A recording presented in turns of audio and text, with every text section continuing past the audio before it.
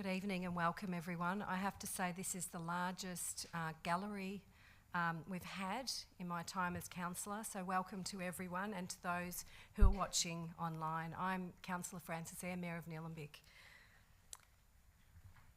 Members of the public are advised the meeting will be live streamed and recorded, and the live stream recording will be made publicly available on YouTube and Council's website. Nilamic Shire Council respectfully acknowledges the Wurundjeri Wurrung people as the traditional owners of the country on which Nilamic is located, and we value the significance of the Wurundjeri people's history as essential to the unique character of the Shire. We pay tribute to First Nations people living in Nilamic, give respect to elders past, present and future, and extend that respect to all First Nations people. We respect the enduring strength of the Wurundjeri Wurrung and acknowledge the ongoing impacts of past trauma and injustices from European invasion, massacres and genocide committed against First Nations people. We acknowledge that sovereignty was never ceded. Wurundjeri Wurrung people hold a deep and ongoing connection to this place. We value the distinctive place of our First Nations people in both Nilamic and Australia's identity, from their cultural heritage and care of the land and waterways, to their ongoing contributions in many fields including academia, agriculture, arts, economics, law, sport and politics.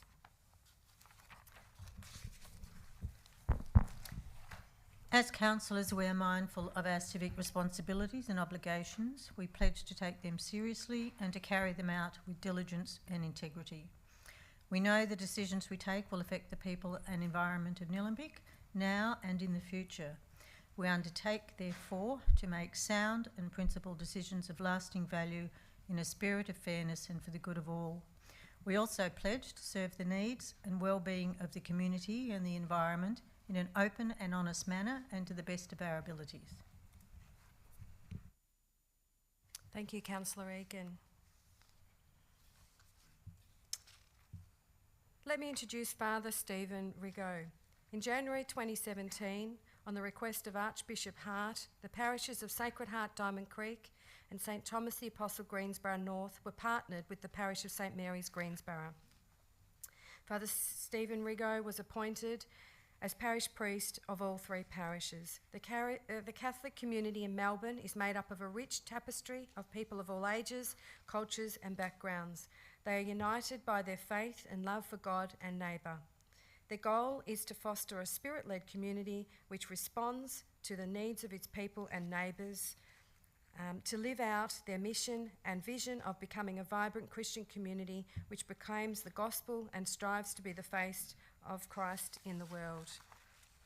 I'd now like to call our Father forward to read the prayer. Thank you.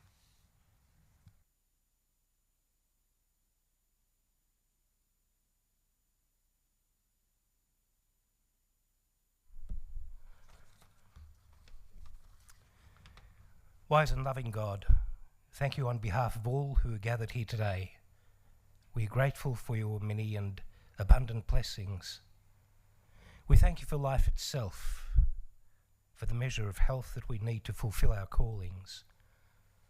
We come before you in gratitude for sustenance, for friendship, and for the responsibilities that we've been given for one another.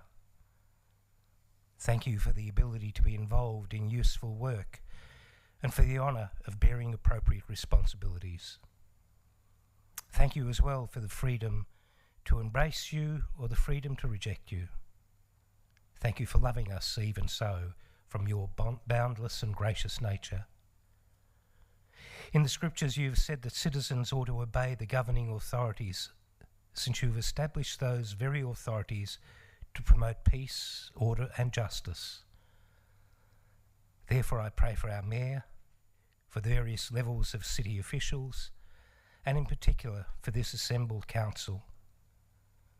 I'm asking that you would graciously grant them wisdom to govern amid the conflicting interests and issues of our times, a sense of the welfare and true needs of our people, a keen thirst for justice and rightness, confidence in what is good and fitting, the ability to work together in harmony, even when there is honest disagreement,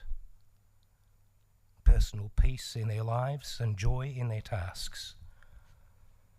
Empower them to be ministers of your peace and reconciliation. And I pray for the agenda set before them today. Give them assurance of what would please you and what would benefit those who live and work in this Nilamic Shire. And it is in your most blessed name that I pray. Amen. Thank you, Father. We have no apologies this evening, so we'll move forward. We're now up to item 6, presentations, and we have a condolence for Laurie McQuaid. I would like to acknowledge the recent passing of CFA Life member Laurie McQuaid. Laurie first volunteered with the Plenty Rural Fire Brigade in 1965 and joined the Yarrambat Brigade in 1971. Throughout his 57 years, he held many key positions including firefighter, apparatus officer, lieutenant and community safety roles. Laurie was a much-loved member of the brigade and community.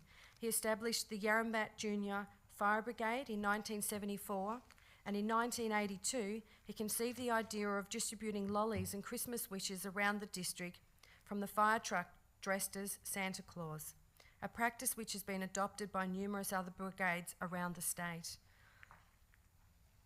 Laurie also introduced several award-winning innovations in the community safety area, an area of great passion for him. These included standardised house numbering with water availability indications, and a gutter cleaning water spout, which is now available commercially. Nothing was too much trouble for Laurie. He always had time to chat and tell a story, support, encourage, mentor, and share his vast knowledge. In addition to the countless hours Laurie gave to his community through his CFA involvement, he was also a divisional manager with St John Ambulance, with whom he had volunteered for 40 years. A strong supporter of the Diamond Creek Blue Light Disco for over 30 years and a leader in the scouting movement.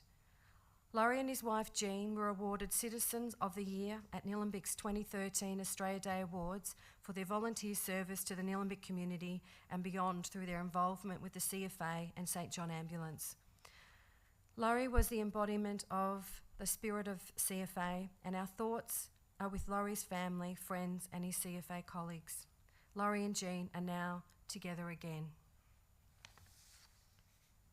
Now I'd like to move on to sporting grants, and the following grants presentations will be made. So we have Rachel De Cresta, who lives in Wingrove Ward, receives $200 as a contribution for being selected to represent Australia at the 2022 ICF Canoe Marathon World Championship in Portugal. I'll now hand over to Councillor Payne. Yes, I'll see if I can pick up the story here. Rachel's selected to represent Australia in April after winning the Under-23 race at the Australian Championships in Queensland. This is the International Canoe Federation, I think it is. She's represented Australia at the Worlds twice as a junior in 2017 and 2018. Rachel's played netball with Eltham Netball Club for 10 years until the demands of elite kayak training, that's a phrase you don't hear much these days, elite kayak training, clashed. She also participated at a national level in gymnastics and cross-country skiing. A major overachiever, well done. Rachel's currently studying at Melbourne University, and we wish Rachel the very best in future sporting pursuits. She receives $200. I know that will probably get you a cab fare to the airport and something nice cup of coffee there, but it's a token of our appreciation for the effort that you put in, and we are lucky to have you here. So a round of applause, please, for Rachel, and I'll ask you to come up.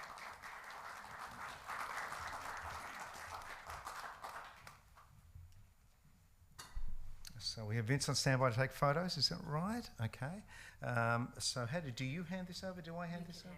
Okay. And I officially hand you the framed, if you'd like to say something. Yeah, I'd just like to say I'm really grateful. I do a fair bit of my training here on the Yarra, just down at Templestowe as well. And yeah, I really like being part of this community. I think it's a really good, a really pretty area. And yeah, I'm very grateful for the money. It will help me pay for my uniform and things like that. So thank you.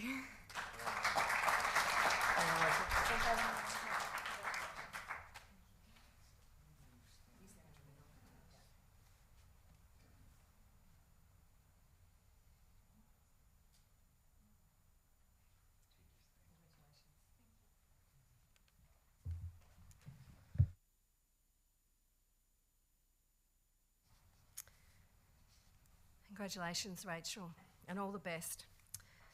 We've now got Abby Arnott, who's in Alice Ward, receives $150 as a contribution for being selected to the school sport Victoria Under 12 Netball in Wollongong. I'll now pass over to Councillor Perkins. Thank you, Mayor Eyre. Yes, $150. The last time I did this, we handed over a cheque, and that had been the way prior to COVID. And tonight I asked, "Where's that cheque?" And there was a few blank faces as we looked around to and wondered whether or not you'd received the money. But apparently, by electronic funds transfer, you've got the money. So that's the main thing. And thanks for coming tonight. Abby is a grade 6 student at Glen Catherine Primary School. She's been playing netball for Diamond Creek Netball Club since she was 5 years old, and plays both domestically and represents the under 13 age group with Diamond Creek Netball Club. She also plays representative basketball for Diamond Valley Eagles. So we wish Abby all the very best for your future sporting pursuits. Well done, Abby. Come forward.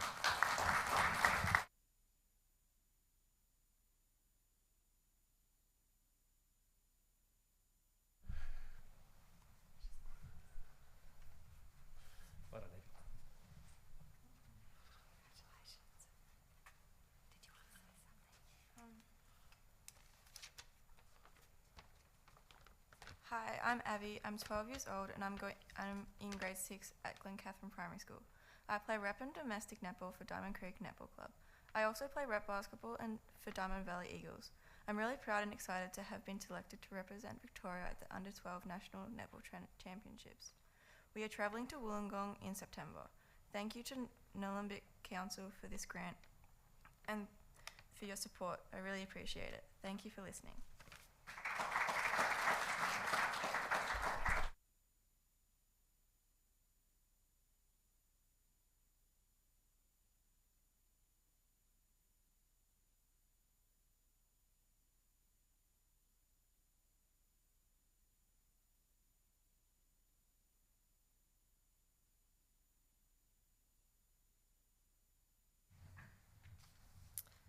Congratulations, Abby.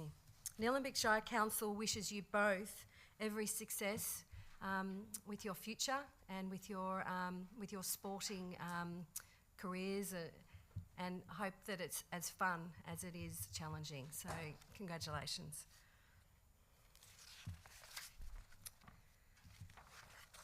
We'll now move on to confirmation of minutes. I'm happy to move that. Thank you. The recommendation is that Council confirms the minutes of the Council meeting held on Tuesday the 26th of July 2022 as per the papers attached. Do I have a seconder for the motion? Thanks, Councillor. Happy to second that. Thank you. I'll put the motion to the vote. All those in favour? It's carried unanimously. Thank you. I was hoping to say something, Mayor, just about the minutes, if that's okay. Just a quick comment. Are we able to do that once we've already voted? Unfortunately, the rules state that we've already voted. Yeah. Oh, that's a shame because you didn't give me the opportunity to speak to the minutes. And there was something wonderful I wanted to share with the community about Eltham Football Club. Apologies.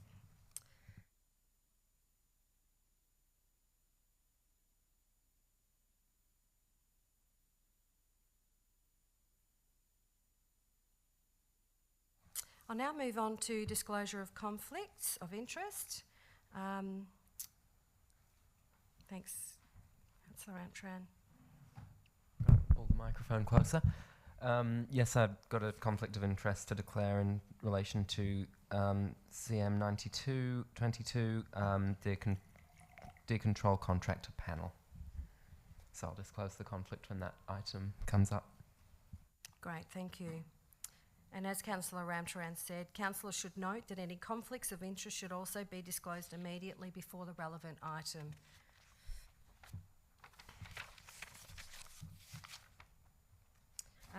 We have no petitions, but we do have questions from the gallery. So move on to the questions. David Smith, you here? Great, thank you. I'll read your question now. As dogs on leash are not allowed into the Plenty Gorge, residents of Plenty are given the only option of walking along local streets. Many of the local streets do not have footpaths and are unlit and are less than the width of 2 cars, making it potentially hazardous to pedestrians and their leashed pets. There's also no dog park within a walkable distance. What is Council's plan to build adequate, safe, lit and maintained walking paths within the suburb of Plenty? Your response is, Council considers the provision of new footpaths a part of its capital works budget discussions annually. In addition, parts of Plenty are covered by a development contributions plan whereby infrastructure such as shared paths is paid for by private developers as development hits a certain threshold. Question 2, what are the plans to have facilities for dogs such as fenced dog park area at the Plenty Fire Station precinct? As part of the Council decision to demolish the former Plenty Fire Station, Council also resolved to undertake further consultation to determine what residents would like to see at the site, which may include dog parks. This will occur early next year.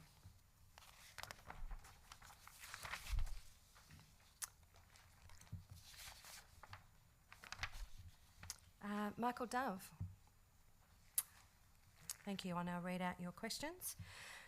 Whilst acknowledging the excellent acknowledgement of country statement and the exciting adoption of the Access, Equity and Inclusion Policy at the July Council meeting, I'm greatly concerned by the listing of the prayer item on the agenda.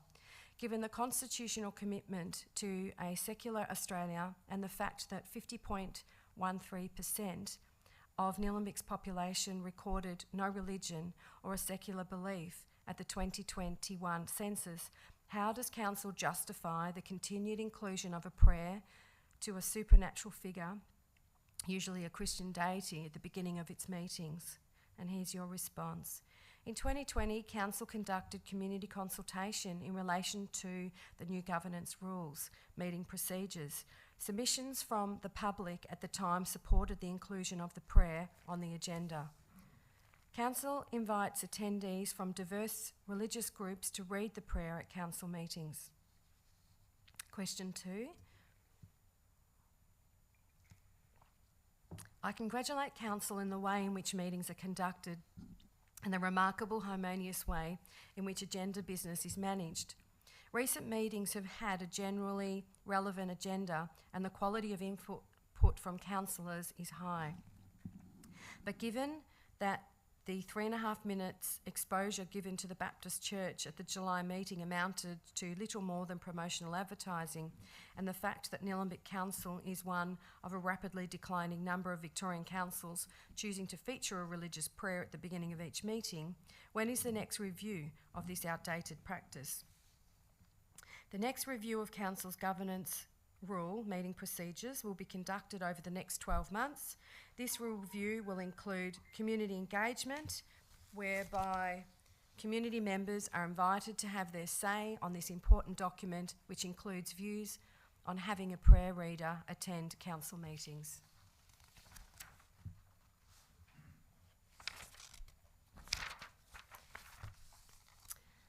Leanne Epson.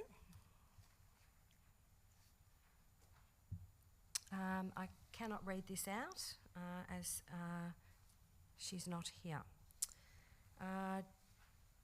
Joan Dennison. Okay, I can't read that one out either.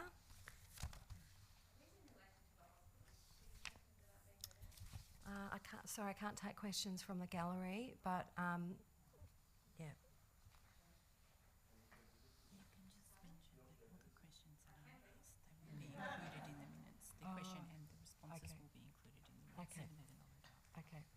Just to clarify though, that those who aren't here, the questions and the responses will be in the minutes when they come out. Yeah.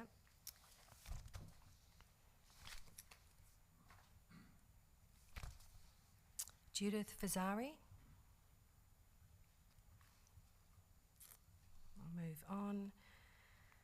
Julie Barrington.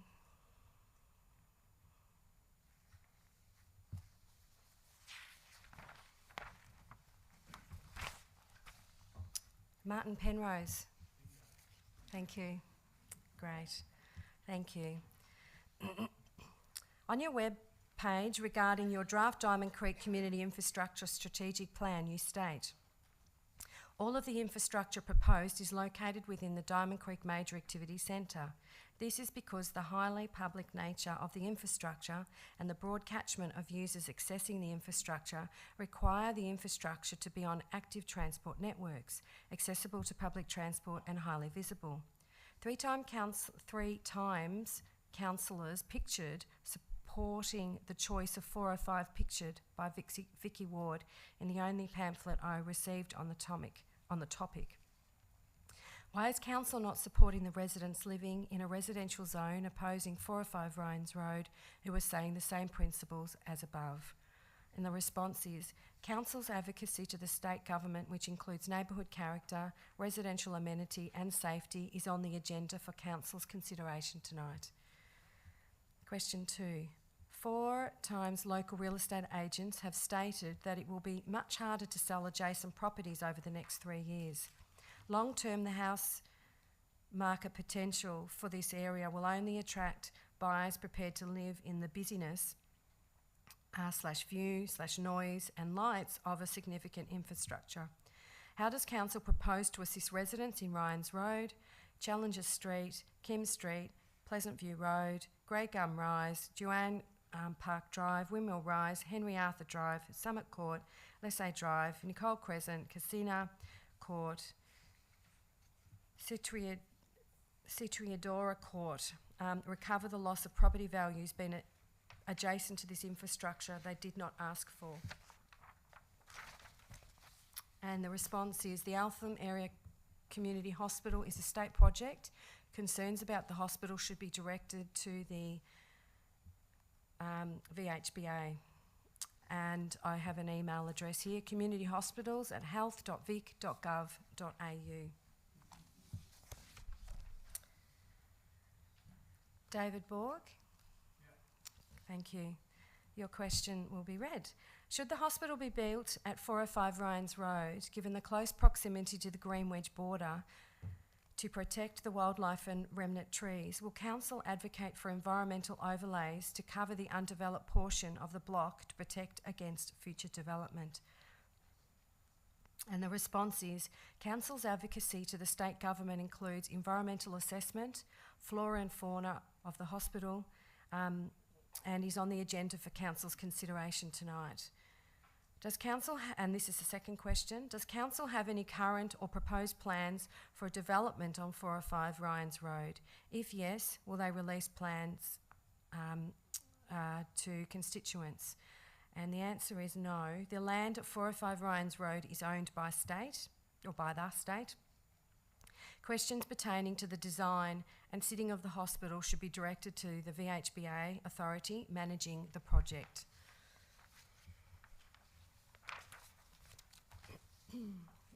Christine Zentner. I can't read that one out. And Diane Johnson, and she has been here tonight, so I will read out her question. Question 1. Where is the transparency of the decision between July 2021 and June 2022 to locate the community hospital at 405 Ryan's Road? And the response is, the Eltham Area Community Hospital is a state project on state-owned land. Council was not involved in the decision to locate the hospital at 405 Ryan's Road. Concerns about the hospital should be directed to the VHBA at the community hospitals at health.vic.gov.au email. Question 2. Which other sites had been considered and why was 405 Ryan's Road chosen?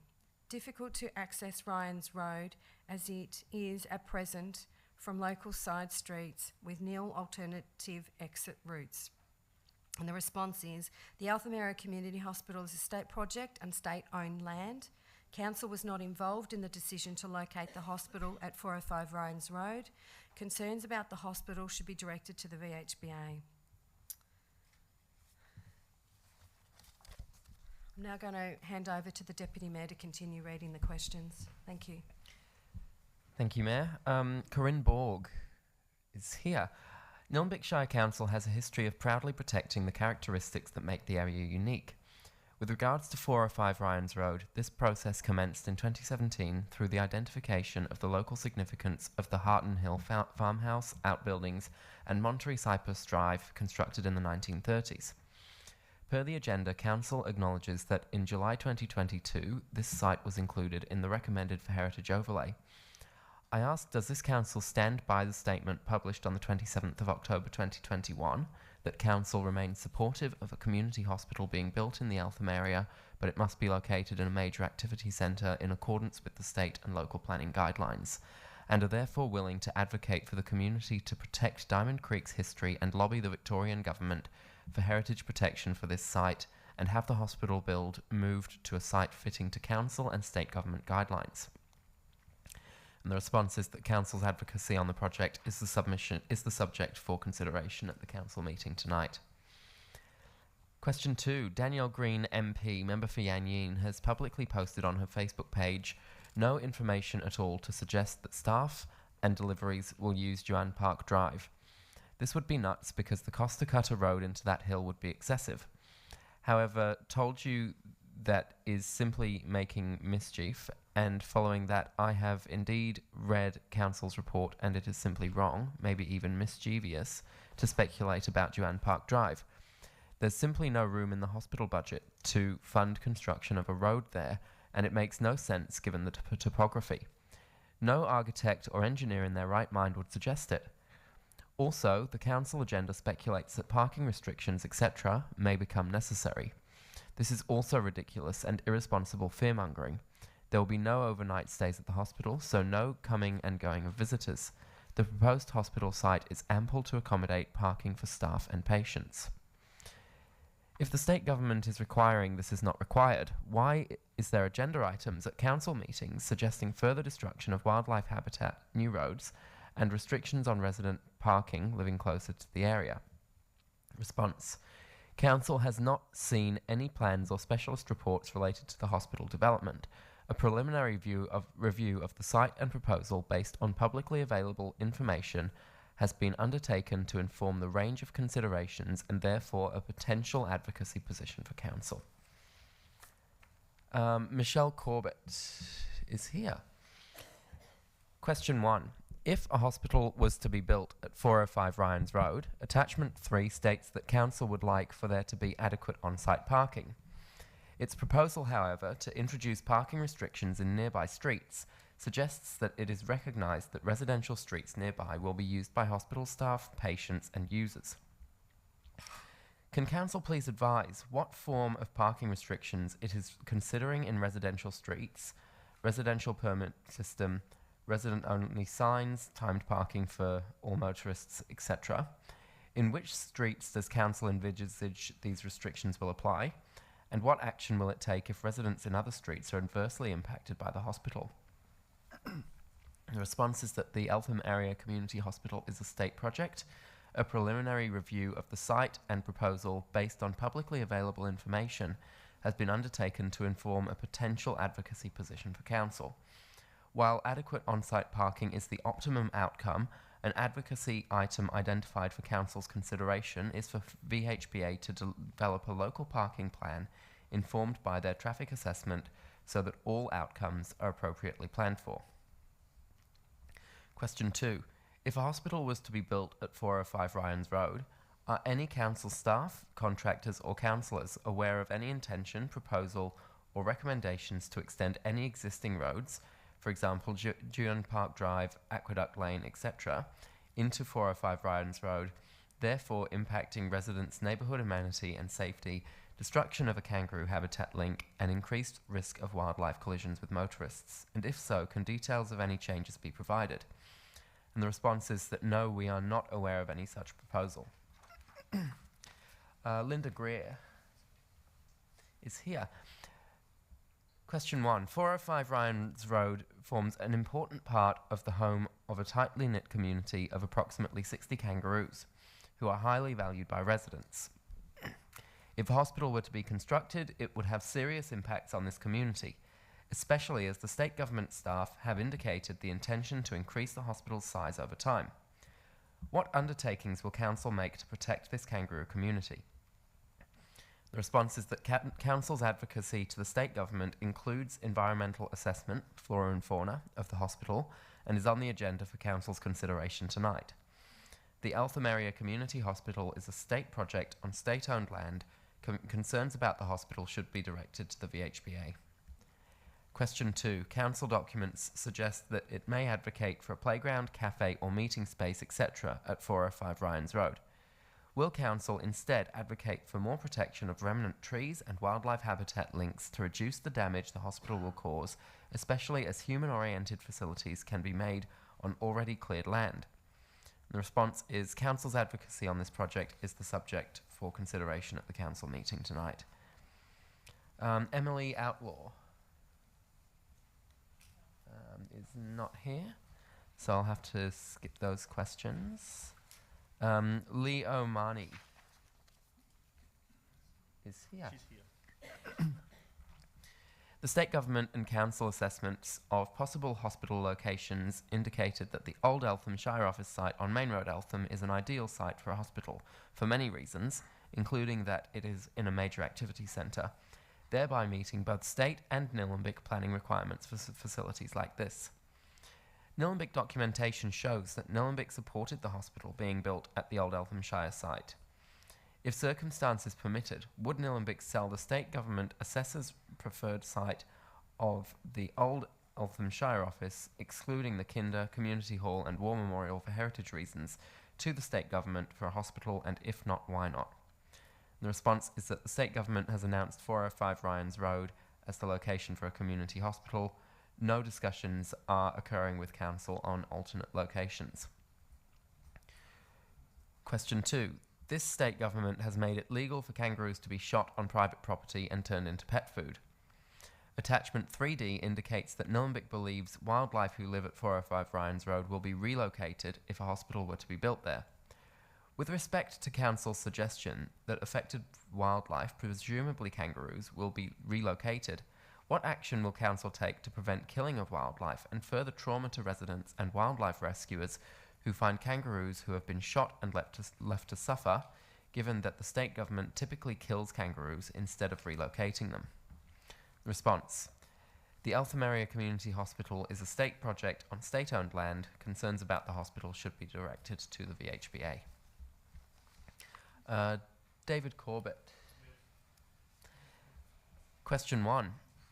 The state government did not communicate with, much less consult residents who will be affected by its proposed hospital at 405 Ryans Road. The chair of the so-called Community Consultative Committee has failed to respond to residents' concerns. As the so-called Community Consultative Committee includes a council staff member, if a hospital were to be built in Nilamic, what method will council and councillors agree to promptly and effectively communicate with Nilamic residents to ensure all interested parties are kept fully informed of the project, rather than finding out about it on privately run Facebook pages to which some residents have been prohibited access? Response. The Eltham Area Community Hospital is a state project, and as such the VHBA manages all project communications. Council's advocacy to the state government, including early engagement, is on the agenda for Council's consideration tonight. Question 2. The rear of 405 Ryans Road, not visible from Ryans Road, has a large number of remnant eucalypts that are used by various wildlife, including gangang cockatoos, a species listed under the EPPC Act as endangered. What action could Council take to ensure these trees are not destroyed, for example, applying to the federal government for protection of their habitat, or adding an environmental overlay, and can Council provide a plan of where an overlay would be? Response. Council's advocacy to the state government, including environmental assessment, flora and fauna of the hospital, is on the agenda for Council's consideration tonight. Nearly there. Suzanne Fife is here. Question 1. If the state government was to build a hospital at 405 Ryans Road, what measures will Council take to prevent the use of residential streets by hospital users, given that streets like Joanne Park Drive are already used as rat runs despite speed humps, and that a hospital will further increase safety risks to residents and reduce their quiet enjoyment of their homes. And the response is any impact to local streets would be assessed and measures proposed according to the nature of that impact. Council's advocacy to the state government, including on-site provision of parking, access and public transport, is on the agenda for Council's consideration tonight. Question 2. Will Council advocate to the state government that the only access point to the hospital is to be from Ryans Road and not from nearby streets like Joanne Park Drive and Aqueduct Lane, as this will significantly affect the amenity of people who bought their properties in an area that is zoned residential, not commercial? And if not, why not? The response is Council's advocacy to the state government, including access, is on the agenda for Council's consideration tonight. And that is all of the questions. Thank you, Deputy Mayor, for helping me with that. There's a lot of questions to read. Yeah. We'll now move to item 11, which is the Advisory Committee report, 23rd of August 2022. Thank you, Mayor. I'm happy to move that motion. The recommendation that Council notes the minutes of the Advisory Committee meetings reported as per Attachment 1. Happy to second, Mayor. Thank you. I'll put the item to the vote. Did you want to speak to that? No. Thank you. Okay, I'll put the item to the vote. All those in favour? Thank you.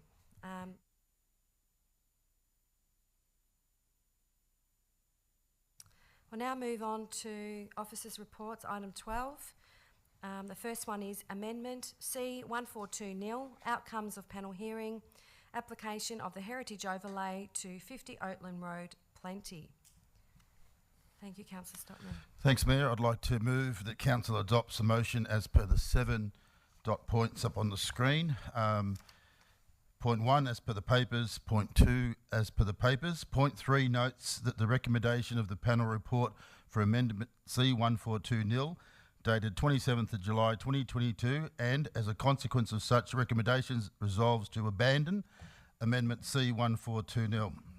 Point 4, rights to the Minister for Planning under Section 28 of the Planning and Environment Act 1987 of its decision to abandon Planning Scheme Amendment C1420 to the Nilamic Planning Scheme to apply the Heritage Overlay to 50 Oatlands Avenue Plenty on a permanent basis. 5, requests that officers publish a notice of the decision in relation to point 3 above on Council's website within 10 days of this decision. 6, in relation to point 1 above, requests the Minister for Planning to exercise their power under Section 20 (4) of the Planning and Environment Act 1987 to prepare, adopt and approve an amendment to the Nilamic Planning Scheme to remove the interim heritage overlay to 50 Oatlands Avenue Plenty. And 7, updates all submitters to C1420 of Council's decision. Very, very, very, very happy to second the motion. Thank you, Councillor Stockman and Councillor Egan. Would you like to speak, Councillor Stockman? Yes, please, Mayor. Sorry. Before we go forward, just want to make note that at point 4, we have 50 Oatlands Avenue. It should be 50 Road, and that will be updated for the minutes. Just wanted to point that out. Point 6 as well. Okay, thank you for that, Mayor. And it's been a very emotional topic, this one, and it's probably good karma in the end and something for Council to learn from. And I think what it is, particularly for myself, being a councillor, is to listen to people and listen to people in your ward and in your audience. And we had 28 submitters that were against this going through, and all of them were against it. There wasn't one person for it in the local community, which was the neighbours around 50 Oatlands Road. I'd just like to say a big sorry myself to the people who live there. They're ratepayers, they're great contributors to the community, and they've been through a lot in the last year, and by this going through this motion, this will really alter things for them. But I'd like to actually, Councillor Duffy actually did apologise as well on behalf of herself, and I'd like to apologise on behalf of myself, but a lot to be learnt from this one. Last thing I'd like to say is to the Meads, after they've gone through this process, I've found it very emotional. I've phoned them up plenty of times, and I've not phoned them up plenty of times because I didn't think they wanted to speak to council at times as well, but it's been a very, very difficult process, but we've come to a good outcome in the end. Thank you. Thanks, Councillor Stockman. I'd like to reiterate your words too, and on behalf of the council, I'd like to apologise to you and Kathy personally. I knew it'd be a bit of an uphill battle, but we've got there. So well done for staying the course, and I think I'll just leave it at that and hope that this all doesn't take too much longer and that you're not left in limbo too much longer. Any other councillors? Yep, Councillor Duffy. Thank you, Mayor. Whilst heritage protection is a good thing and something that I support, in the instance of 50 Oatlands Road at Plenty, I've maintained a position that the neglected state of this property and the personal circumstances of the owners presented an opportunity for council to make a decision based on compassion. In this instance, it does not surprise me that the panel hearing this application of heritage overlay on 50 Oatlands Road Plenty concluded that the heritage significance criteria were not met and that the amendment process should be abandoned. In September, 2 weeks away, it will be 12 months since the Mead family were pulled into this stressful ordeal. The Meads have cared for their disabled son and brother for 40 years, and I trust that the abandonment of this heritage overlay will now enable them to proceed with their plans to rebuild a suitable home with wheelchair-friendly adjustments to make life easier. This is particularly important considering last council meeting we passed Nilamic's access, equity and inclusion policy. I'm sorry that it has come to an additional that this decision has come at an additional cost of $50,000 for the legal and expert advice that the Meads have had to pay for. And I'd just like to acknowledge that in the audience, in the gallery today, Andrew Mead is here and Ben, and also family, friends, Richard and Adrian. Thank you for speaking to us at council, and I hope that you are able to move on from this in a very positive way. Thank you, Councillor Duffy. Would any other councillor like to speak? Thanks, Councillor Perkins. Look, I don't want to delay this decision any more than is necessary, but of course I'm going to support the motion. For those people that do understand the planning process, including Adrian Mead, I'm sure you'll understand what has gone on, why it's gone on. Council actually did do the right thing. We tried to keep emotion out of the planning scheme because that's how it's determined at VCAT. Any planning decisions, it's not on emotion, it's on facts of the case. Council's case didn't stand up, and the panel has recommended that the amendment be abandoned, and that's exactly what we'll do. So I support the motion tonight. And I support the process that Council's undertaken. Thank you.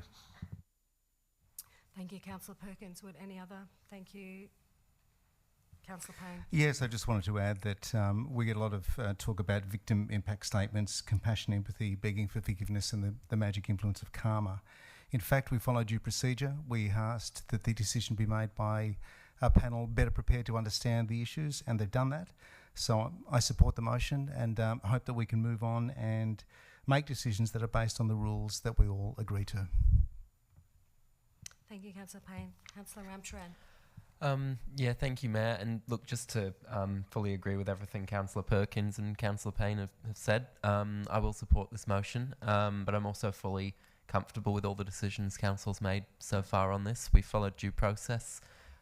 We went to a panel, we got the expert advice from a panel, and I think the panel agreed with everything we've said about keeping emotion out of it, and they said that themselves, that any other circumstances cannot be considered, and it has to be assessed on its merits. They assessed it on its merits, and the outcome that they came to was that it didn't have heritage significance, and I'm glad that we went to the panel and got that advice, and I'm happy now to take that advice and to abandon the amendment. That's the right thing to do at this stage.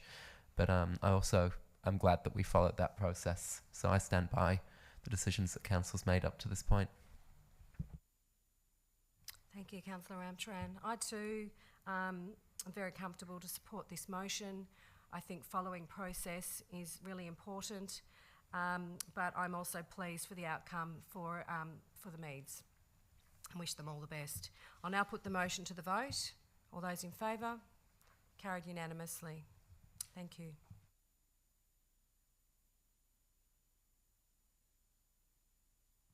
We now move to Eltham Area Community Hospital, Ryans Road, Diamond Creek. I'm happy to move that. Thank you, Councillor Tuffy. I'd like to move the recommendation that Council resolves to write to the Victorian Health Building Authority and the Eltham Area Community Consultative Committee Chair, Vicky Ward MP, advocating for a number of enhancements as part of the State Government's Community Hospital at 405 Ryans Road, Diamond Creek, as provided in Attachment 3. Thank you.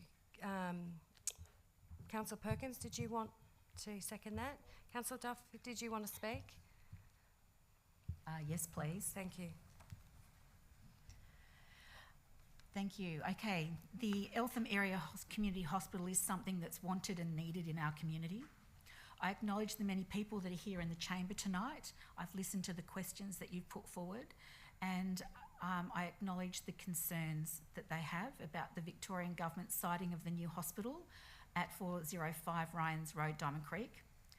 I had voted for Nilamic to sell land at the Civic Drive, Greensborough site to the Victorian Hospital Building Authority, as it was close to major roads, schools, sports, libraries, shops and TAFE, and in a parkland setting.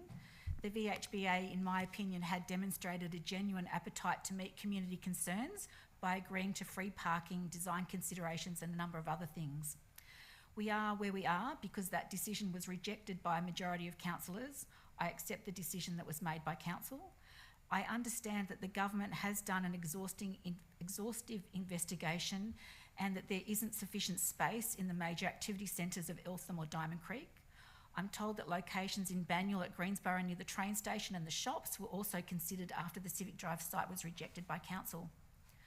As the ward councillor, since learning of the new location, I've been vocal expressing things council should advocate for on behalf of the community so we get the best outcome for the community.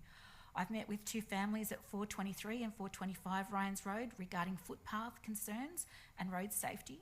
Two petitions were lodged yesterday by Sarah Flottle articulating safety concerns regarding along the Windy Mile, particularly the absence of a footpath on the western side of Ryans Road. The hard copy petition has 128 signatures and an online petition, which is still open, has 482 signatures. This will be tabled at the council meeting in September. We live in a beautiful part of Nilamic and nestled away from the busyness of other places. The hospital location is like this. Let's make sure the wildlife and the views remain treasured by ensuring an appropriate design sympathetic to local character, landscape, and in the spot of least impact on that site. My feeling is that council is not able to stop the hospital being built on this location, but we can work together with the community to ensure that the design and operation works for local neighbours, wildlife and the broader community, to include community amenities, free parking and things like that. I've been told that the eco and arborist reports have been done in the last week and access to that information should be available shortly. A detailed traffic and parking analysis will be conducted to determine the most suitable parking configuration for the community hospital at a later date. Initial indications are that approximately 130 on-site car parks will be needed for the community hospital, and there'll be a planning and design process required. Regarding heritage, I hope that the Community Council and the Victorian Government would look to acknowledge the Wurundjeri history of this land more so than the recent farming heritage. My hope is that if agreeable to Wurundjeri people, we include a dedication to Annie Barat, the sister of William Barrack and the mother to all Wurundjeri alive today.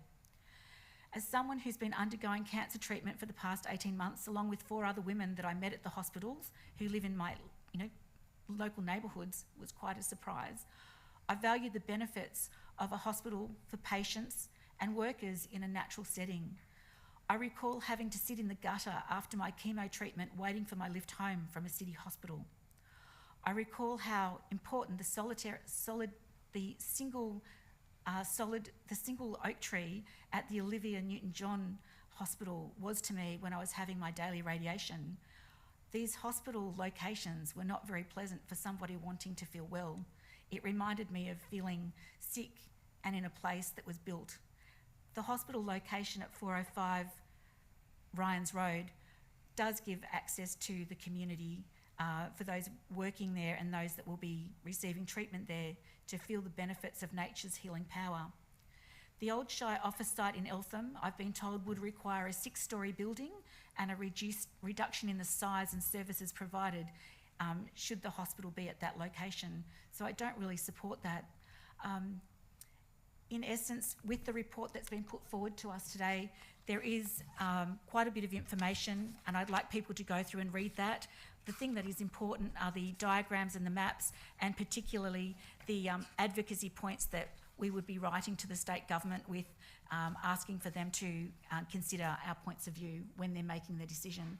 And I'm sure that this is just the beginning, not the end, because we did see quite a lot of work go into consultation with the site at Nilamic when it was council-owned land, and my expectations Councillor is that we Duffy, would be we've doing gone this into time as now. a next step. Thank you. Councillor Perkins, would you like to speak? Yeah, thanks. Just, I'll be supporting the motion, and I think Councillor Duffy spoke really well and actually outlined some matters that I wasn't aware of. It's fair to say the communication process on this one has been less than ideal. I think people assume that council know a lot more about this project than we actually do. All we know is what's available publicly. We've had some officers working on some options or advocacy position on the basis of what's available publicly. The council has no inside info into the actual plans. We understand that the Nilamic planning scheme won't be invoked. It'll be a ministerial planning decision, so there'll be no third-party appeal rights. It's typical of other major projects, I think, that the state government has undertaken in recent years, like the level crossing removal process, North East Link, the big build. They're able to, not short-circuit community consultation, but effectively now go ahead with these projects much faster than they otherwise would have. The difference between, I suppose, this location and the previous location, the big difference in my mind is the fact that council doesn't actually own this land. So we're not a big player in the decision-making process. I agree with Councillor Duffy that we're not able to stop the development. It's going to go ahead. It's just trying to advocate on behalf of the community and probably the more broader community, to be fair, on enhancements that need to be made to the project.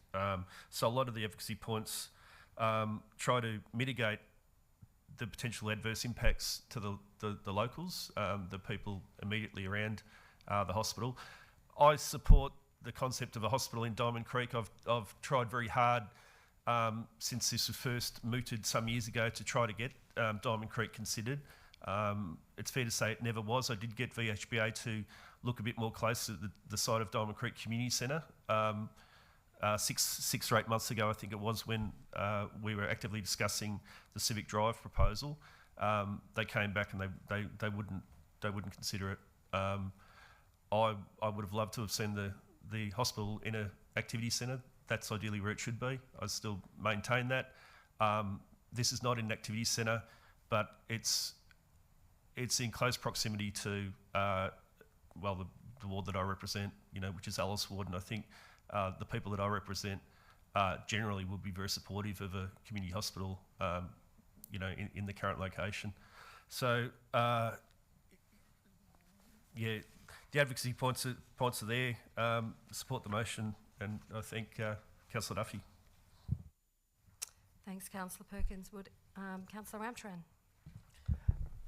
Yes, look, I think one thing that really came through in some of the questions that were submitted tonight was this overarching question of, does council support a hospital at this site? And unfortunately, the answer to that is that we don't have a position on whether or not it should be at this site or another site, because we can't. It's not our choice.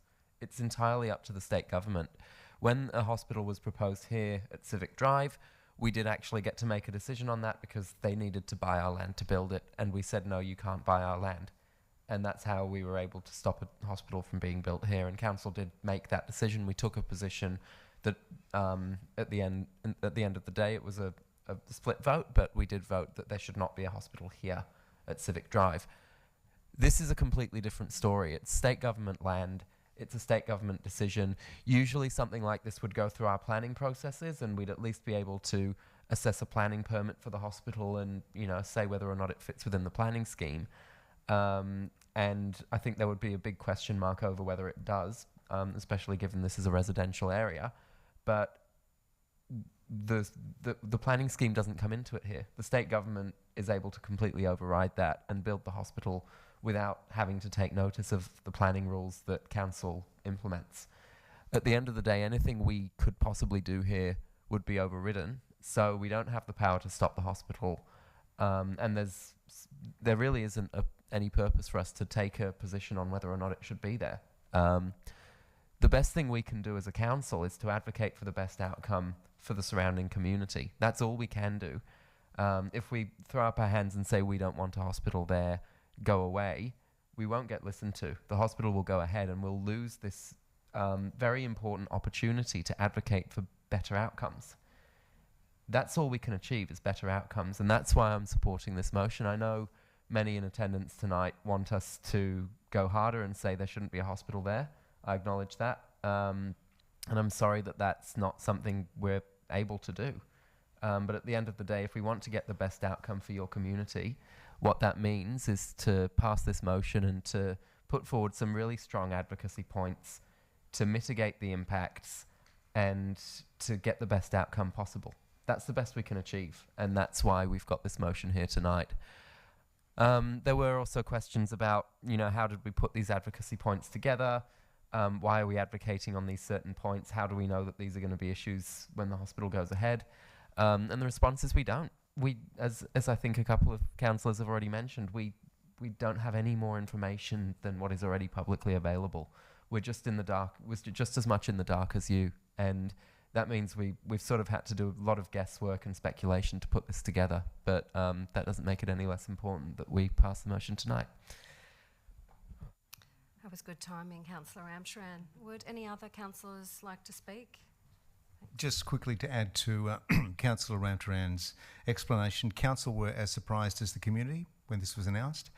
BHBA are trying to act in good faith, I believe, to build 10 hospitals around Melbourne. Some are on greenfield sites that are undeveloped paddocks virtually, and then they find themselves in parts of Melbourne like ourselves which are full and busy, and we said choose another site, and they did, and they chose land that belongs to the state government. So we find ourselves in a position now.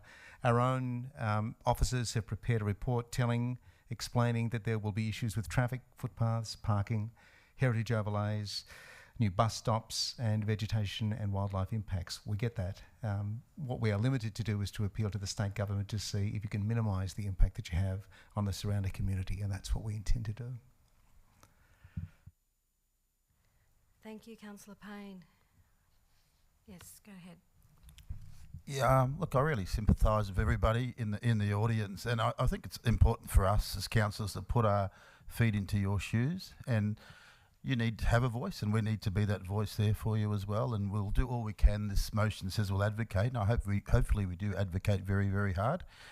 When I got on council, when we all got on council just almost 2 years ago, the CEO, not the acting one here, but the CEO who's normally in that chair, put us all aside and said that we need to find a bit of land in Nilamic, and Nilamic's a big place. We need to find a bit of land for a hospital.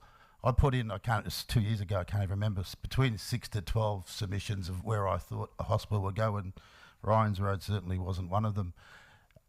We've since had here as a choice, and I'm the ward councillor here, and I've got nothing against hospitals, like nobody here, and I was thinking it might be a good place for a hospital, but the constituents really made their voices heard, and I certainly listened to the constituents. They were very, very loud, and we knocked the hospital back because we, as ward councillor, I put my feet into their shoes. But all we can do is accept this motion, and I'll certainly be in favour for it, that we advocate to the VHBA the best that we possibly can for you guys. Thank you. Thank you, Councillor Stockman. Has everyone spoken that needs to? I don't need to really say anything. I think all the other councillors have said what I would have said, only that I will make sure as the Mayor that this letter and any advocacy is done strongly, and when I meet with politicians, and I'm a politician as well, but when I meet with other MPs, etc., I will use those opportunities to also do advocacy. I'll put the motion to the vote. All those in favour? Carried unanimously. Thank you.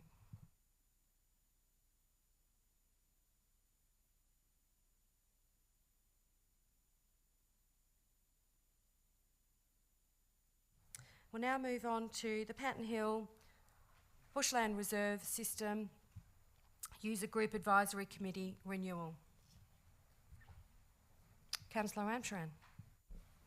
I'd like to move that Council 1 acknowledges and thanks members of the Panton Hill Bushland Reserve System User Group Advisory Committee for their advice and practical contribution to the ongoing management of the reserves. 2, endorses the revised terms of reference for the Panton Hill Bushland Reserve System User Group Advisory Committee for public exhibition in September 2022, seeking expressions of interest for membership nomination to renew the committee by February 2022. 3, instructs officers to report nominations to the Panton Hill Bushland Reserve System User Group Advisory Committee to Council for endorsement. Thank you for reading that out, Councillor Ramcharan. I'd just like to acknowledge the point 2 should be 2023. Thank you, 2023. I was the one who had that change there, and I forgot to read it out. Yeah, thank you. Can I have a seconder for the motion, please? Thanks. Would you like to speak, Councillor Ramcharan? Yeah, just to mention the committee, and I think I've spoken about them a few times at council meetings, but they really are a great group. They consist of different user groups who use those reserves for all different purposes. So we've got just the people who just like walking there. You've got the people who care for the land. You've got mountain bikers and horse riders. It's a whole broad mix of people, and each of them comes along and brings their own perspective on how we can best manage the reserves to accommodate for their needs. And it's just a wonderful collaboration, and people who you'd really think, oh, they've got completely conflicting uses and they could never get along. Well, they do, and they do an incredible job managing those reserves and advising council on how we can get the best outcomes for everyone. So I think it's a fantastic committee. I'm very happy to extend it, and hopefully when we do renew that membership, we'll end up with a similar calibre of members on the next committee. In terms of the new terms of reference, there's just one small change in there that allows a sort of a proxy system at meetings. The reason for that is because some user groups only have one person. So, for example, there's only one representative there for the mountain bikers. So if he ever wasn't able to come to a meeting and they had to discuss something that was relevant to that user group, well, then they'd sort of be a little bit stuck. They have a lot of respect for each other and don't feel comfortable making decisions on one user group's behalf when that user group isn't represented at the meeting. So by enabling proxies, we're able to make sure that people can actually have that confidence that the decisions they're making aren't going to adversely affect any one group if that group, for whatever reason, isn't represented at any given meeting. So that's what this motion's about, and definitely commend it to the council. Thank you, Councillor Ramcharan. Councillor Aiken? Yes, I'd like to reiterate what Councillor Ramcharan has said. As an avid user of the bushland reserves, living just on the road to it, I'm one of the horse riders that uses it regularly, and It doesn't amaze me anymore. In fact, I expect it when cyclists see us or we see them. One or other of us stops and we yell out or whatever, and there's a mutual respect there which probably wasn't there 15 years ago, and that's really changed. And often the cyclists will actually get off their bike and just sit there and wait for 3 or 4 horses to pass, and it works really, really well. And I think the way, it's not just cyclists and horse riders, obviously there's lots of other groups, but they all work together and everyone has a mutual respect, and it's a really good example of how different user groups in a particular area on a particular issue can really work together well. Glad to see it's being extended, and I fully support the proxy item being added into, because that's been an issue ever since I got into council, so more than happy to second the motion. Thank you, Councillor Regan. Any other councillors like to speak? Thanks, Councillor Duffy. Just briefly to say that one of my favourite parts of the Shire is in the Panton Hill Bushland Reserve System. It's the Gower Trail, and I'd just like to encourage people to go and visit it if they haven't. It's a unique, lovely little bushland that has interpretive signs to help people do their own self-tour of a step back into Wurundjeri culture. So, you know, if you haven't been to the Gower Trail at Watson's Creek, just past the gallery, please pop in and experience it, and that might also encourage you to seek out some of the other fabulous parts of this Panton Hill Bushland Reserve System.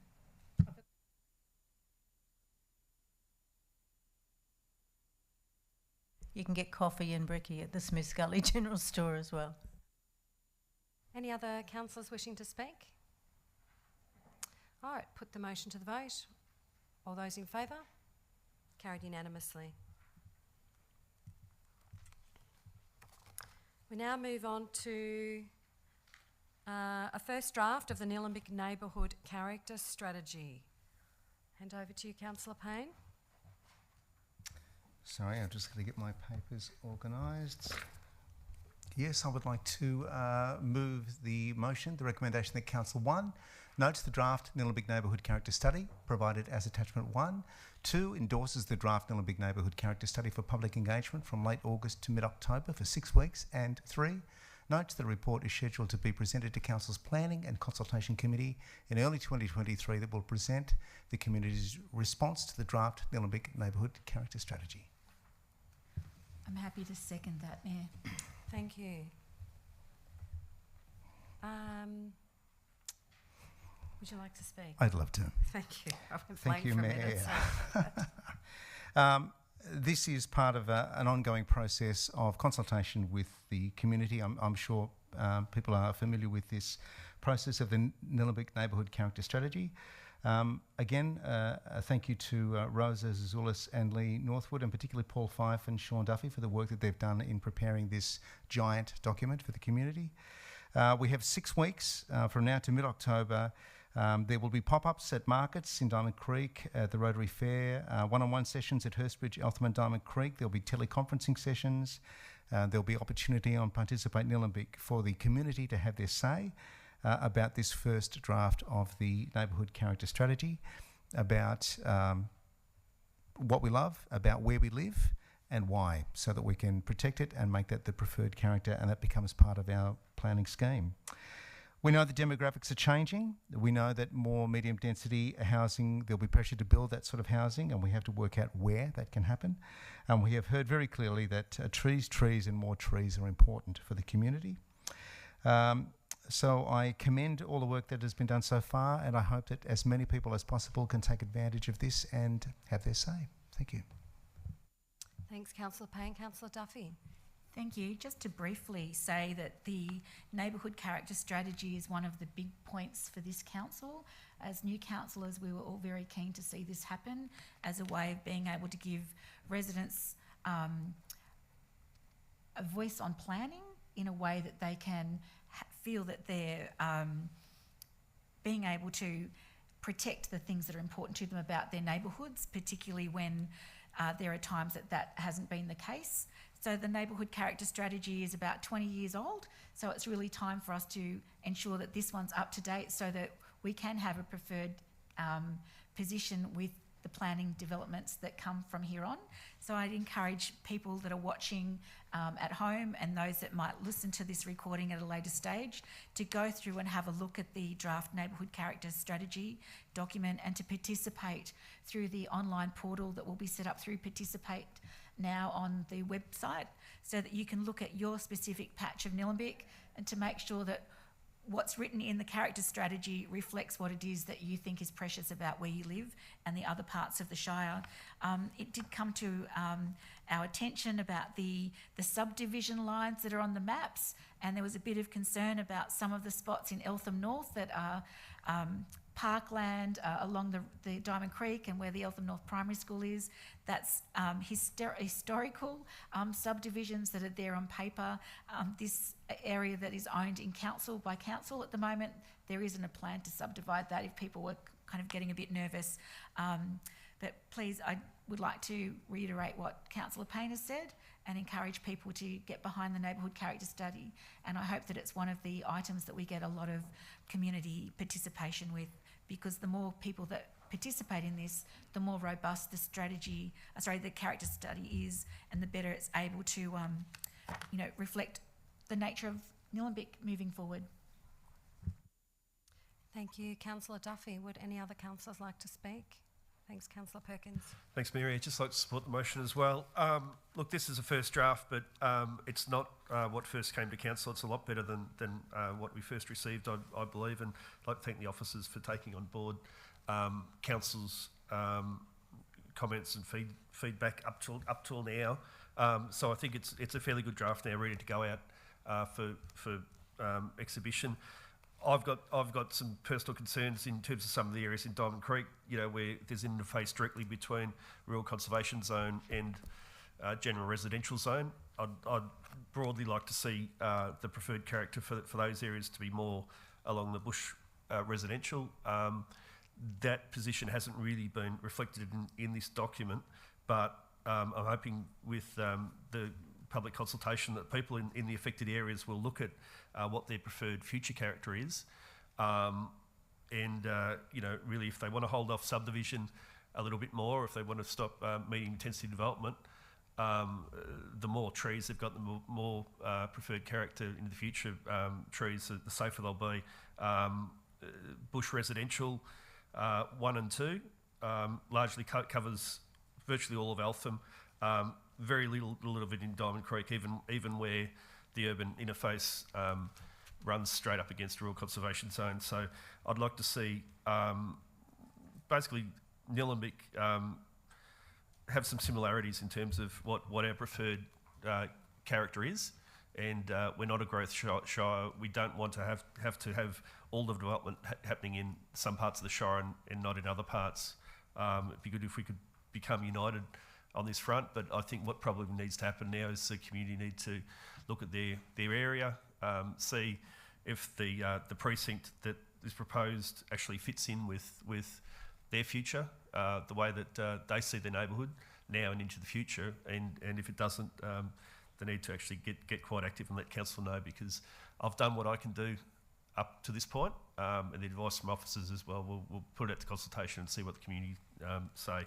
So I've got no option but to endorse the strategy at the moment, noting that a lot of the feedback that I did provide was taken up and acted upon. So it's not a bad draft at this stage, but certainly can be improved. Thank you. Thanks, Councillor Perkins. Any other councillors? Thank you, Councillor Stockman. Thanks, Mayor. I hear a lot of eyes over this side of the table, but I'd like to look out into the audience too and listen to people in the audience and hear the eyes out that way. And David Smith, who came in before, talking about footpaths in plenty and things that are very important to people, instead of, no, it's not what I want, it's what our constituents want. So I do ask David and other people to get onto this and really put their submissions in, because it's very important.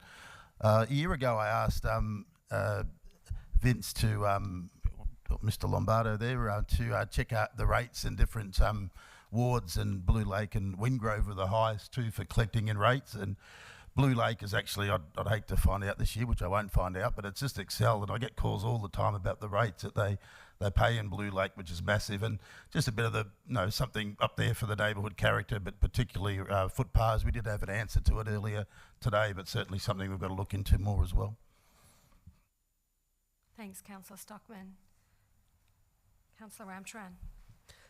Yeah, look, I'm really pleased to be endorsing this today and support the motion. The neighbourhood character strategy really is an important document. It covers a whole load of areas in the Shire, not just those typically urban areas, but if you look in my ward, even North Warrandyte and even the the central area of St Andrews, the township zone there, they're both covered by this neighbourhood character strategy. So it is actually an important document that affects a number of areas within the Shire. What does it achieve apart from just protecting neighbourhood character?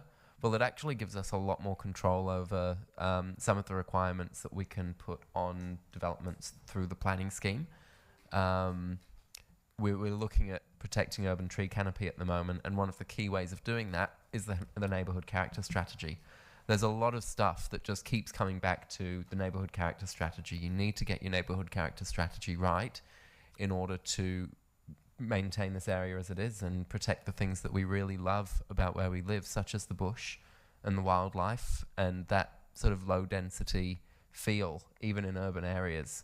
And all of those things are created through that neighbourhood character, through the bushy neighbourhood character, the open, relatively open spaces, certain types of fencing. All of that is crucial to keeping this area the way we love it. And I think a lot of people take it for granted until it's too late and something changes and you see that character slowly being eroded. And that's why it's really important to have documents like this that capture that character, preserve it in writing, and give us a way of really protecting it and holding developments to that character on an ongoing basis. So I'm really pleased that we're doing this work and looking forward to getting that input from the community in the next round of consultation so we can really work on getting it right.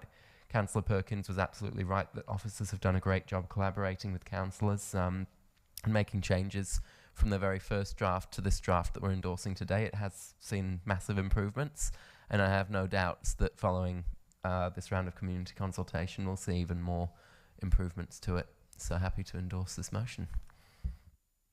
Thanks, Councillor Ramtran. Is that okay? I just want to say a couple of things. I think it's so important for this strategy to be put in place because it'll keep Nilamic look and feel the same, or the place that we love, so it will support that. It will also support our council planners to protect Nilamic when making decisions on planning and strengthen responses. It will also work hand in hand with our housing strategy once we've updated that, which is really important to put those two together. And I'm also happy to see this going to the next stage.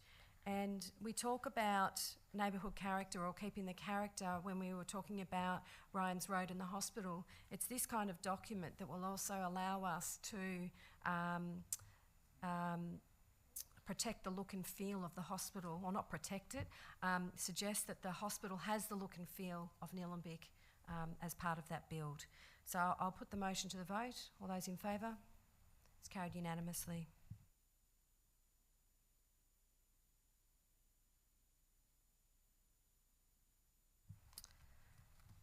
We'll now move to the Regional Municipal Gallery business case and master plan.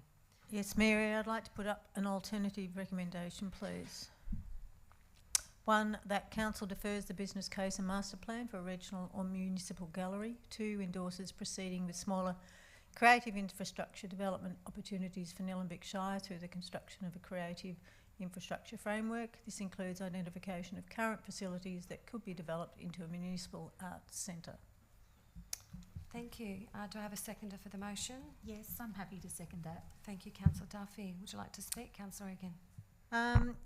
Yes, I feel that to discontinue the business case and master plan for this is quite premature for a number of reasons. Community groups are still currently in the process of providing feedback on the design proposal for an art gallery, and although you haven't heard them, we had many questions tonight on that very same issue.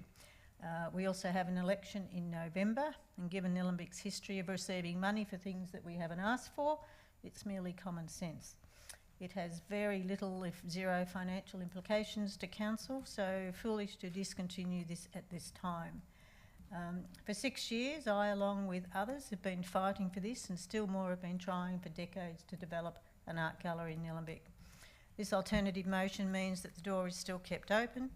If we have the luck to have a couple of wealthy residents die and leave us millions of dollars to build an art gallery, we may receive a huge grant from the state or federal governments or some other magic windfall. One thing most residents do agree on in the Shire is to construct some sort of gallery, whether it be regional or municipal. Therefore, I'm proposing this alternative motion.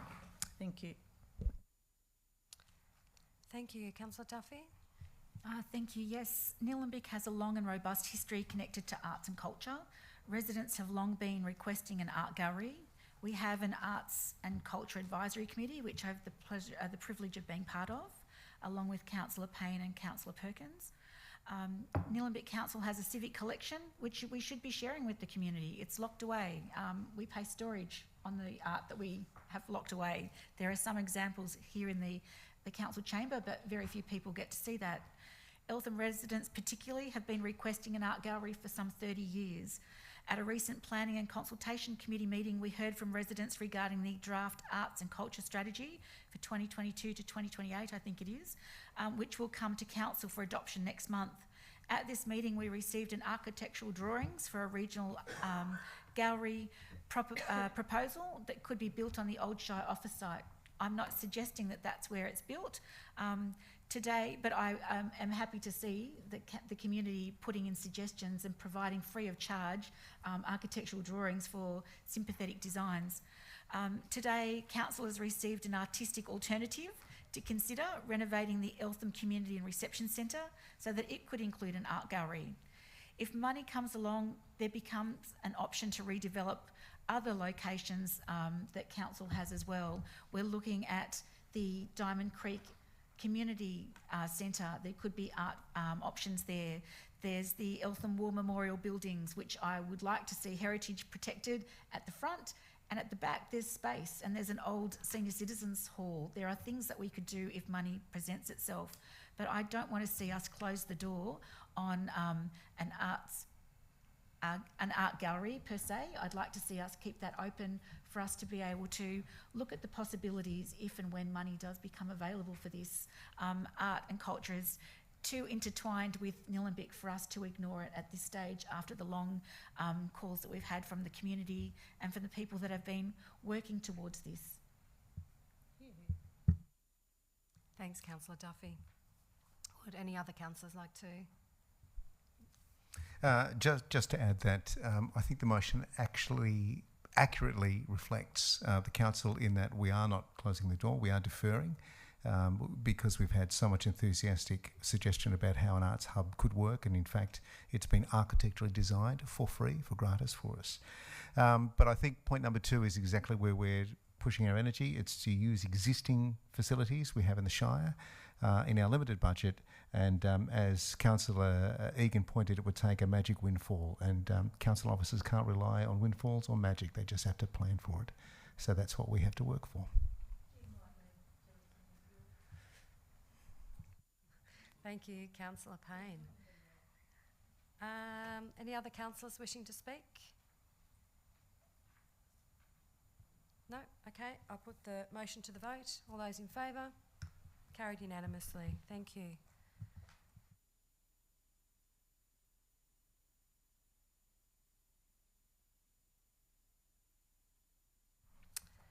We now move to the proposed flagpole schedule. Councillor Ramcharan. Yes, I've got a slightly alternate motion. So that I'd like to move that Council 1 endorses the flagpole schedule in Attachment 1. 2 defers the flag request process in Attachment 3. 3 requests a briefing from officers to discuss further events and flags that can be included in an updated flagpole schedule. Reconsider the flag request process, and agree on a full community consultation process for the above. Do I have a seconder for the motion? Happy to second that. Thank you. Would you like to speak? Yes, thank you. A lot of work has gone into this. It was a number of briefings and a lot of discussion about how we put a fourth pole in to accommodate more flags, and that took a lot of work, and I thank officers for bearing with us through that process. But it really is good to have that fourth flagpole now. It's nice and big. It really sits there with the others, and they look amazing. So what this motion's about is to have a schedule for those flagpoles so that we actually know what flags we're flying when. Currently, that schedule is a little bit limited, so it covers the Progress Pride flag, which would be flown as the default flag, and we would also be flying the transgender flag on certain days as well, and that would be next to the standard Australian flag, Aboriginal flag, and Torres Strait Islander flags, which would be flown permanently.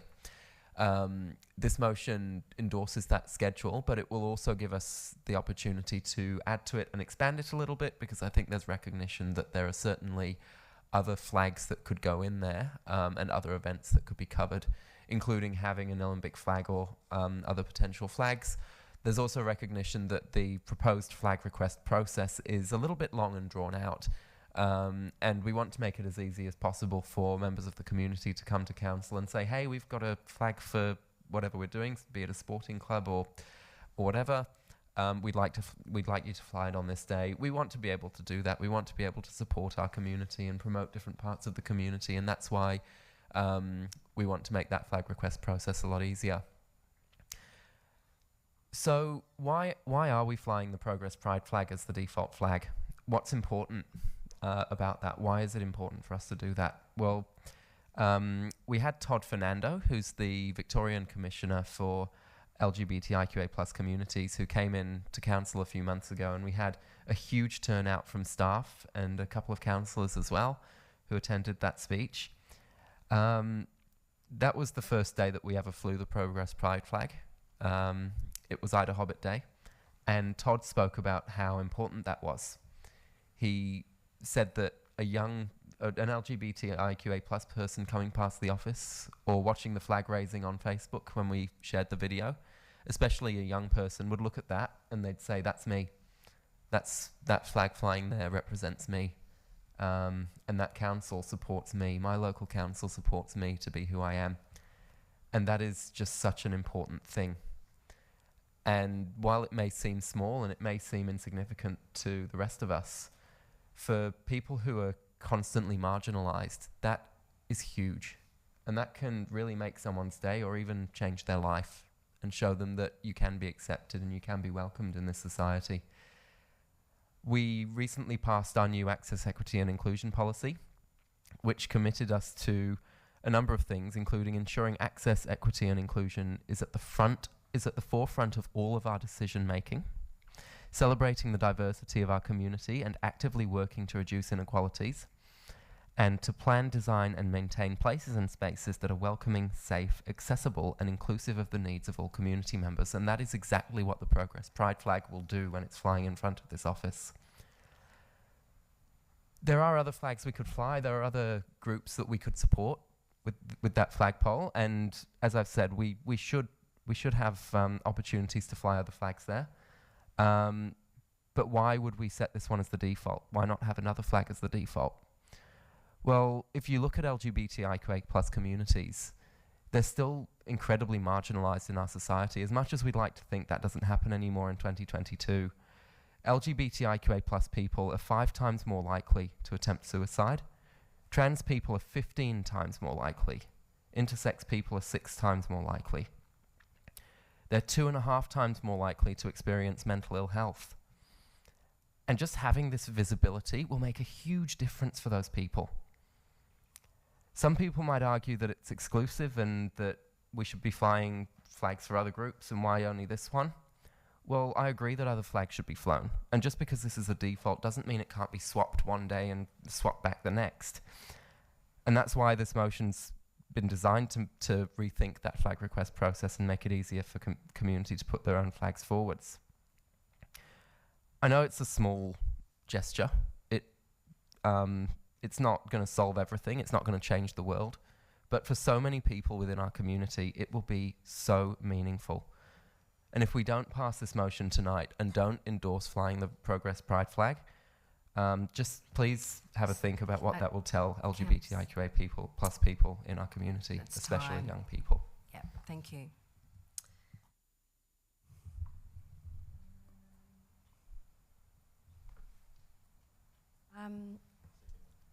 The second day, yes. Thank you, Jeff. Thank you, Mayor. Councillor Payne. Thank you, Mayor. So key to this particular motion, I understand that this may cause divisions between councillors, and I understand that completely, is point number 1 as to the default flag on the 4th flag pole. So I understand that there will be an argument that we should have a council flag. I'm not sure that many residents are aware that Nilamic has a flag. I think it was found today in a drawer somewhere. And while it's meant to represent everyone, it in fact doesn't represent anyone in particular. The Progress Pride flag is a quiet statement of values that LGBTIQA plus people are part of our tribe, they belong, and that we are a community confident enough to show that we are inclusive and relaxed about that. Where we're born and where we live are often accidents, but who we identify as and the pride we have about that are not accidental. They mean something to people. Flags change, but they should instill identity and pride. So while I like living in Nilamic and being part of it, I don't need a flag to say that.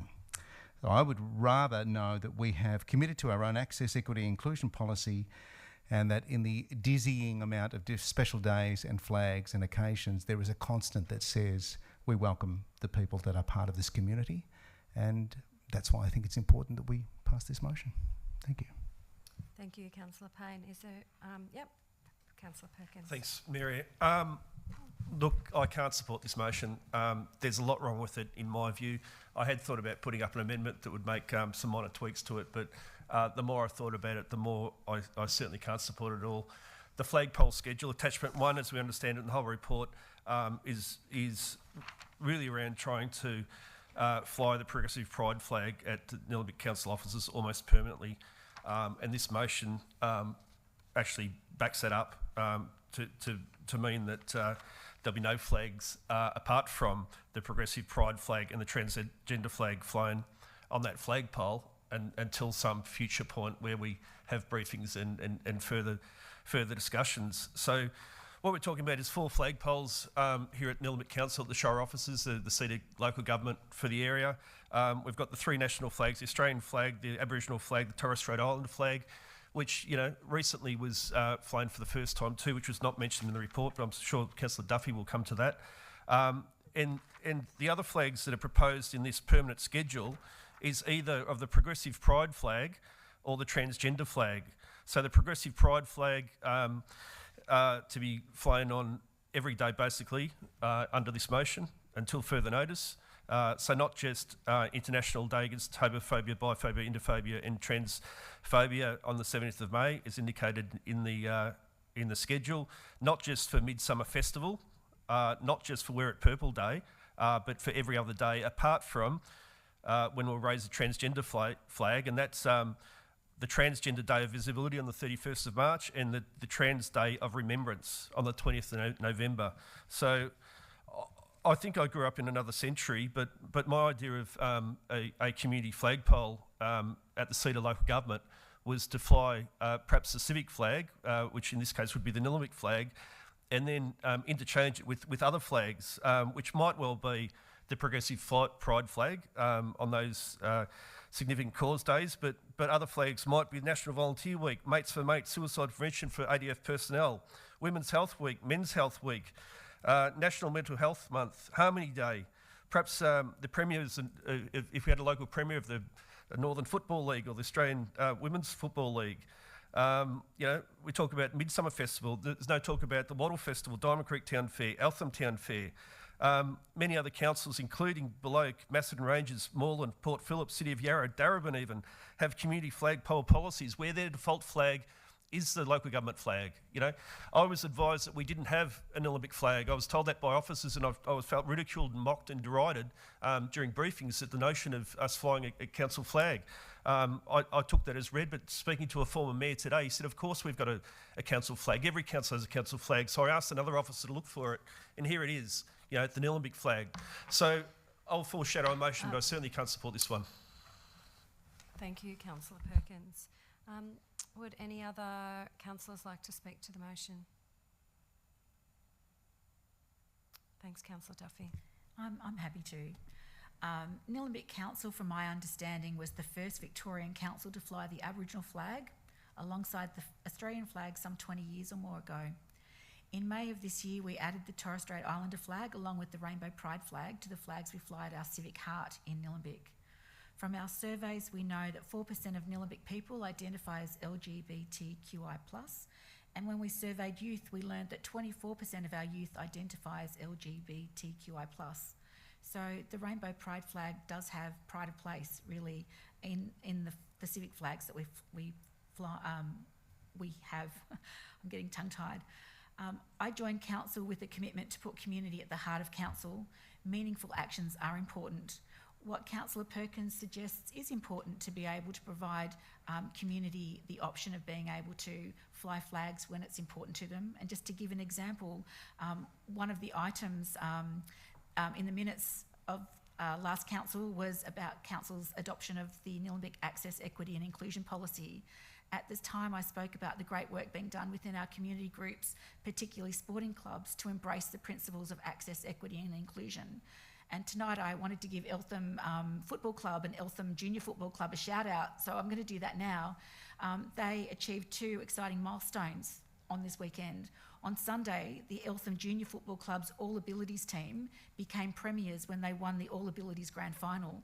This team includes Lachlan Waldsworth, who's a member of the Nilamic Youth Council. On Sunday, the Eltham Women's Club's senior football team became the premiers when they won the Northern Football and Netball League's Division 2 Grand Final. So here we've got a local community club that's doing an enormous amount for access, equity and inclusion. You know, Abby Vaughan from the under-16 girls team was awarded the Norm Bishop Medal for receiving the most votes across the whole club for the season. And so this is a woman in a club that's been dominated by men and in a sport that's been dominated by men. So if there's a community flag that could be flagged, this week it would be a great opportunity to have the Eltham Panthers Football Club's flag flown. That's kind of a one-off. I really do listen to the points that have been raised by Councillor Amtran, and that's where my heart is. I think, you know, again, I joined council with a commitment to put community at the heart of council, and meaningful actions are important. And I do think it's very important for us to have a clear symbol that we accept and we are a safe place for all people in the community, but particularly those that are marginalised. And we did see from the marriage equality debate the awfulness that happened when it came to dividing people against what was right and what was wrong. So I would indicate that I'm going to agree with the proposals to make it easier for community groups, but also to have the default as the Rainbow Pride flag. Any other councillor wishing to speak? Thank you. Thank you, Mary. I agree with Councillor Perkins. I can't support this either. I know there's been attempts in point 3 to try and address we had 2 issues that we were concerned with. The second issue was about the flag request process, because there are many other groups out there who are marginalised and who have mental health issues. Vets, just picking one out of the barrel that's close to me, and I'm also the mum of a kid who's LGBTQI+. So I know what it's like on both sides, but I still think this is divisive when you're putting one group over the top. I think if we really are inclusive, we need to share it around and have all of the groups have an equal footing. And I think having this flag up full time as the default isn't inclusive. We had a whole lot of stuff read to us in the briefing about policy in the council plan, etc. but every single point just backed up what I was thinking in it, that it was divisive having that flag all the time.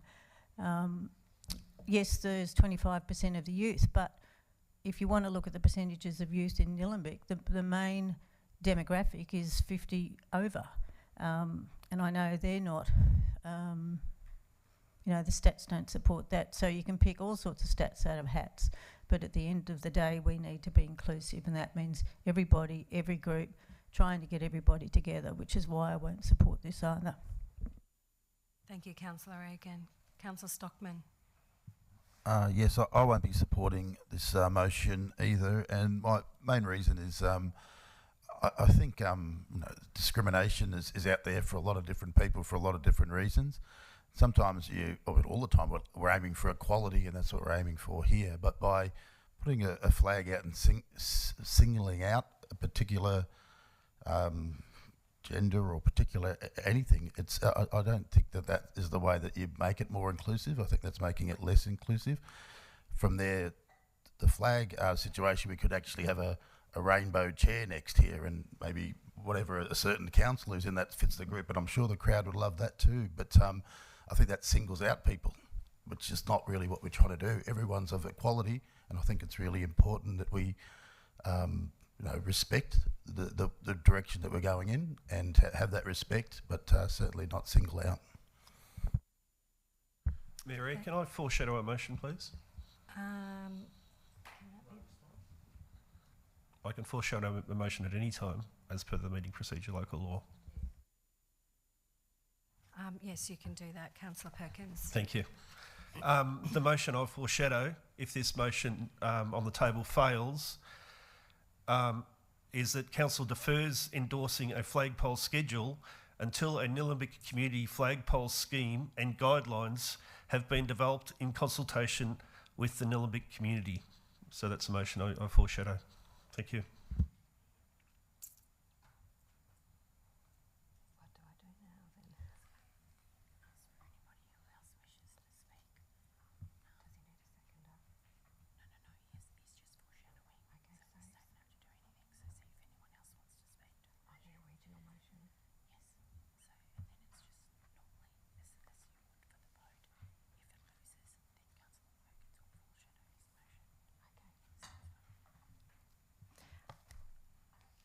Councillor Ramtran.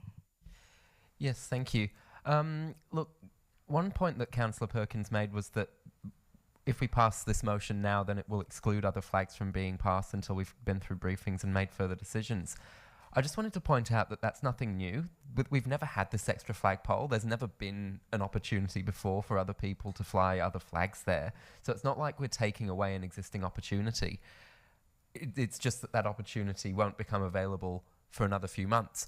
And whether or not we pass this motion now, that opportunity won't become available for another few months, because we need to go through that process. So we can pass this motion today, and in a few months we'll have the opportunity for other groups to fly their flags, or we can not pass this motion today, and in a few months we'll have opportunities for other people to fly their flags. It doesn't make a difference. We don't have that process yet, because this is a new thing. It's new that we've got these 4 flagpoles. So it's not like we're taking away an existing opportunity. Councillor Perkins mentioned a number of other things that could be included in the flagpole schedule: Volunteer Week, Mental Health Month, Women's Health Week, Remembrance Day for veterans, local festivals. And I agree, they should be included, and that's why we're reconsidering that schedule. So that work will be done and those flags will be included. But again, that's not a reason to not pass this motion today and to miss the opportunity to fly the Progress Pride flag. Councillor Regan expressed concerns with putting one group above another and making a decision just for the one group. If I could just look at our meeting planner for the next few months, in coming meetings we are looking at an update to our BMX project at our next briefing, just for BMX riders. We're looking at a youth hub just for young people. We're looking at our arts and culture strategy just for people who are interested in the arts. We do these things. We look at things. We do consider things for small groups within our community. We do things that not everybody's interested in. A lot of people are interested in them, but not everybody. And that's not a reason to not do it. We're a council that represents the whole community, And part of that community is LGBTIQA plus people. And this is the one thing that we're doing for them, or one of the many things. And I've run out of time. You have run out of time. Thank you, Councillor Ramtran.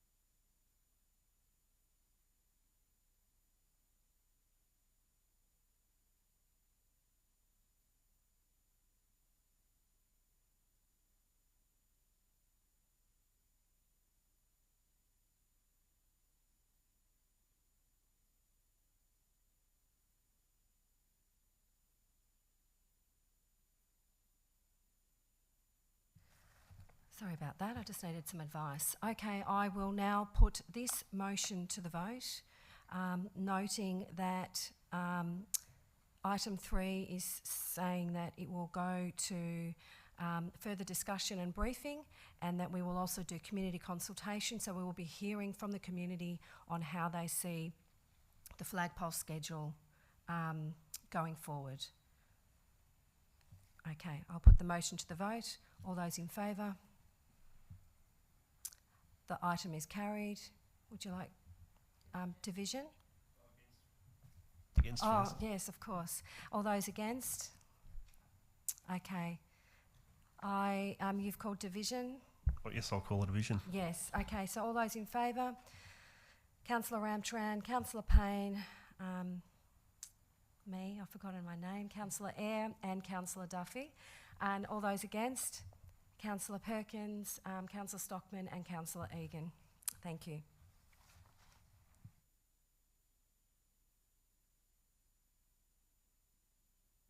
We now move on to the Diamond Creek Netball Stadium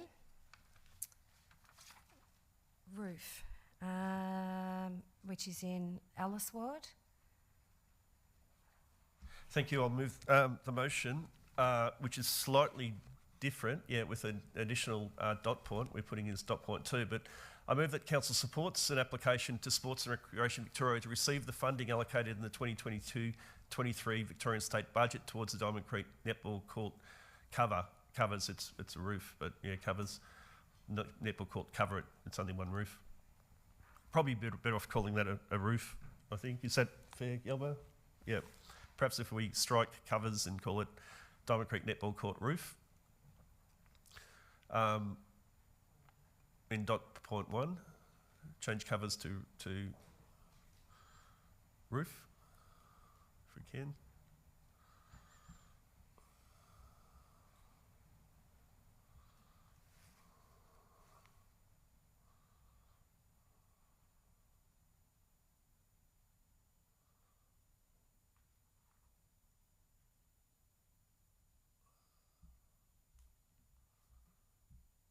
Yep, just stay on that page if we could. Request community consultation, perhaps strike that. Request community consultation on the project. Request the community consultation on the project encompasses the concept of enclosing the covered courts with a fence, as well as feedback from residents at the northern end of Diamond Street regarding amenity and visual impact. Can we change from the northern end of Diamond Street to surrounding streets, please? The northern end of Diamond Street probably encompasses about 3 properties, depending on, there's only about 5 properties in Diamond Street, so the northern end would probably include 2 or 3. Surrounding streets regarding amenity and visual impact. Number 3, refers any balance of funds required to deliver the project to Council's future budgets. And 4, thanks the Victorian State Government for its support for community infrastructure in Nilamic Shire Council. Thank you. Do I have a seconder for the motion? Thanks, Councillor Duffy.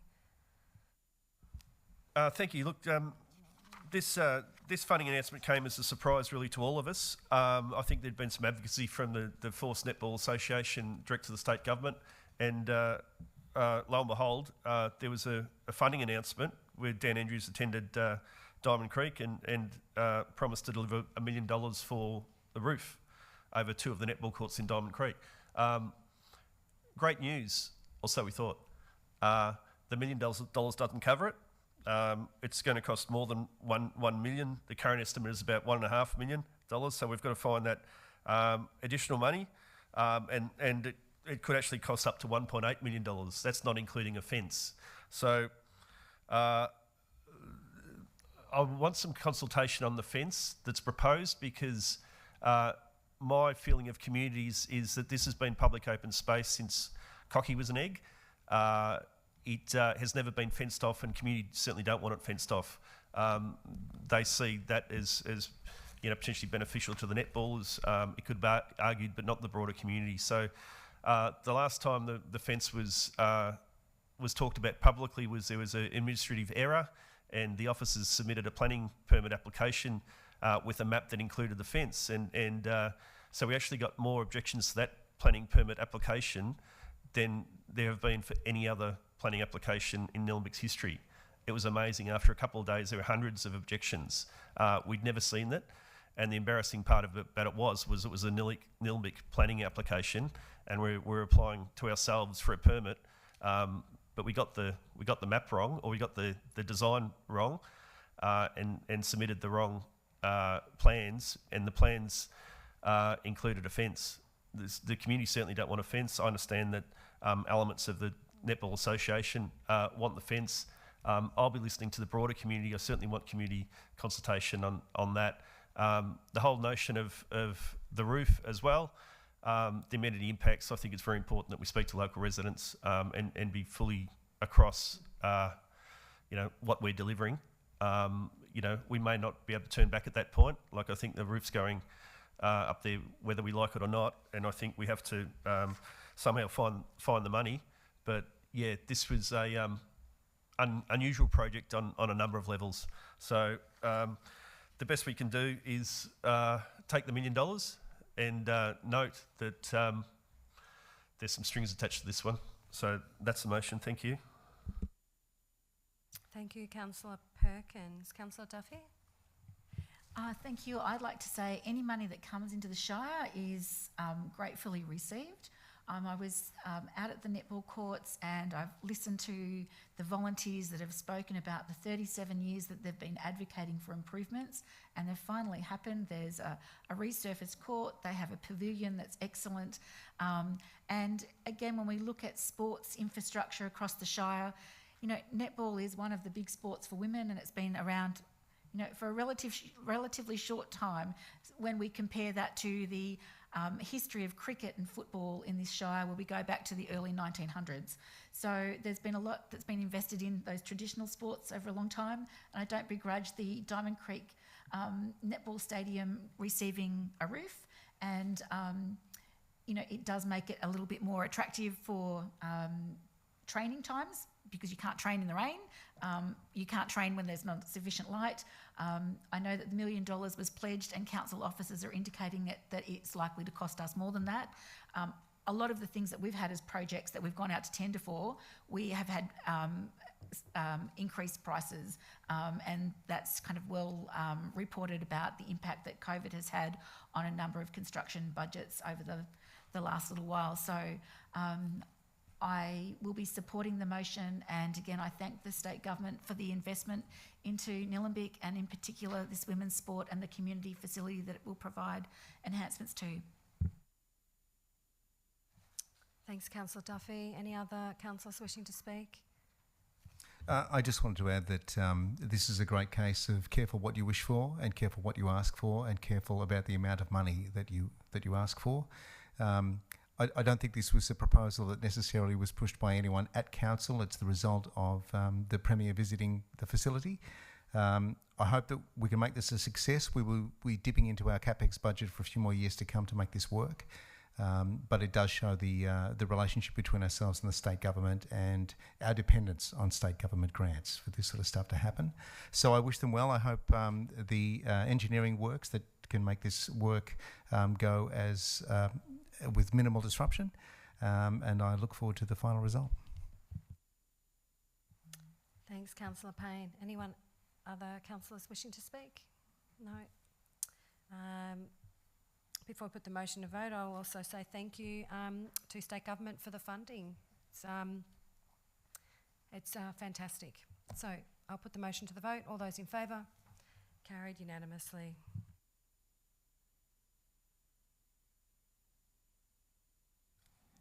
We'll now move to the pre-election commitment communications protocol.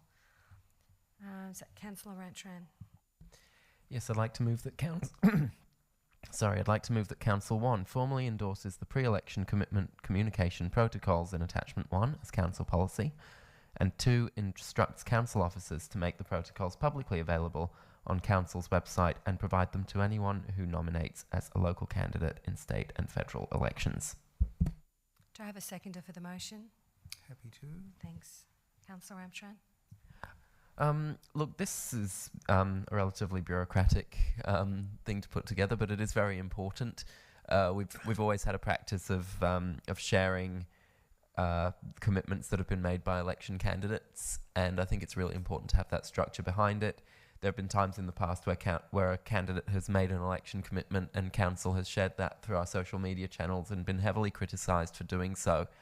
And sometimes quite rightly, because we actually really do need a structure and a framework behind how we do that to make sure it's fair, to make sure that all candidates are treated equally and follow the same rules and nobody gets preferential treatment. So having this policy will help to make sure that there is no perception of preferential treatment. Everybody's treated the same. And when people see us promoting one candidate over another, they'll be able to see this policy and see exactly why. It is really important for us to promote commitments that are made by candidates during elections. Those commitments are things that we really want them to follow through with if they get elected. And if we don't give publicity to those commitments, well then it's much harder to hold them accountable to them. And it's also much less of an incentive for them to make the commitment in the first place. So in order to get the best outcomes for our community, and I think Councillor Payne mentioned just before how much reliance we have on higher levels of government for funding, well, we need to do everything we can do to attract that funding, and that's why we need these commitments from candidates. So we need the structure, we need the framework, we need the policy, and we need to continue doing what we're doing. But we need to make sure that we're doing it fairly and transparently as well, and that's what this motion's about. Thanks, Councillor Rantran. Councillor Payne, do you wish to... No? Any other councillors wishing to speak? Put the motion to the vote. All those in favour? It's carried unanimously.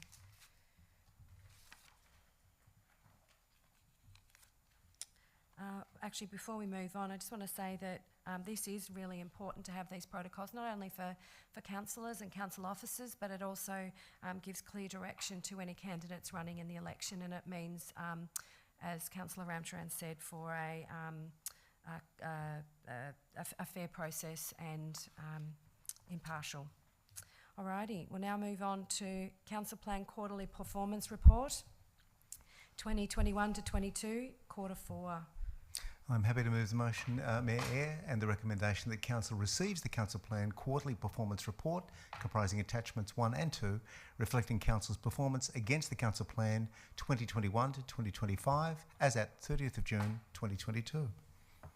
Thank you for that. Do I have a seconder? Thanks, Councillor Duffy. I just want to thank Jeremy Livingston and James Hartigan for all the work they've done compiling the performance report. The quarterly performance reports are a kind of prognosis of how we're achieving our goals. There's a lot of information that has to be compiled and put together, and I thank them for all of their work. I know it reveals that we, like many places, need to appeal to our volunteers. Volunteerism is dropping, and I think that's happening across the board. We know that they want more arts. We know that we've had varying success at VCAT, but we are winning more than we're losing. And we need to reinstill visitors into Edendale and to other council assets. So it's good to know this, and it impacts our decisions, and I thank the team. Thank you. Councillor Payne. Councillor Duffy? Only to encourage the community to have a read of the Council Plan Quarterly Performance Report. If they have time and inclination, just to go through some of the things that we've done well. This is about transparency so that the community can see what we've been doing with ratepayer money and where we're on track, where we're exceeding and where we have room to improve. Thank you, Councillor Duffy. Any other councillors wishing to speak? Put the motion to the vote. All those in favour? Carried unanimously. We'll now move to Tender Report Contract 2021-081 Roadside Weed Management Services. Do I have a mover for this motion? Thanks, Councillor Ramcharan.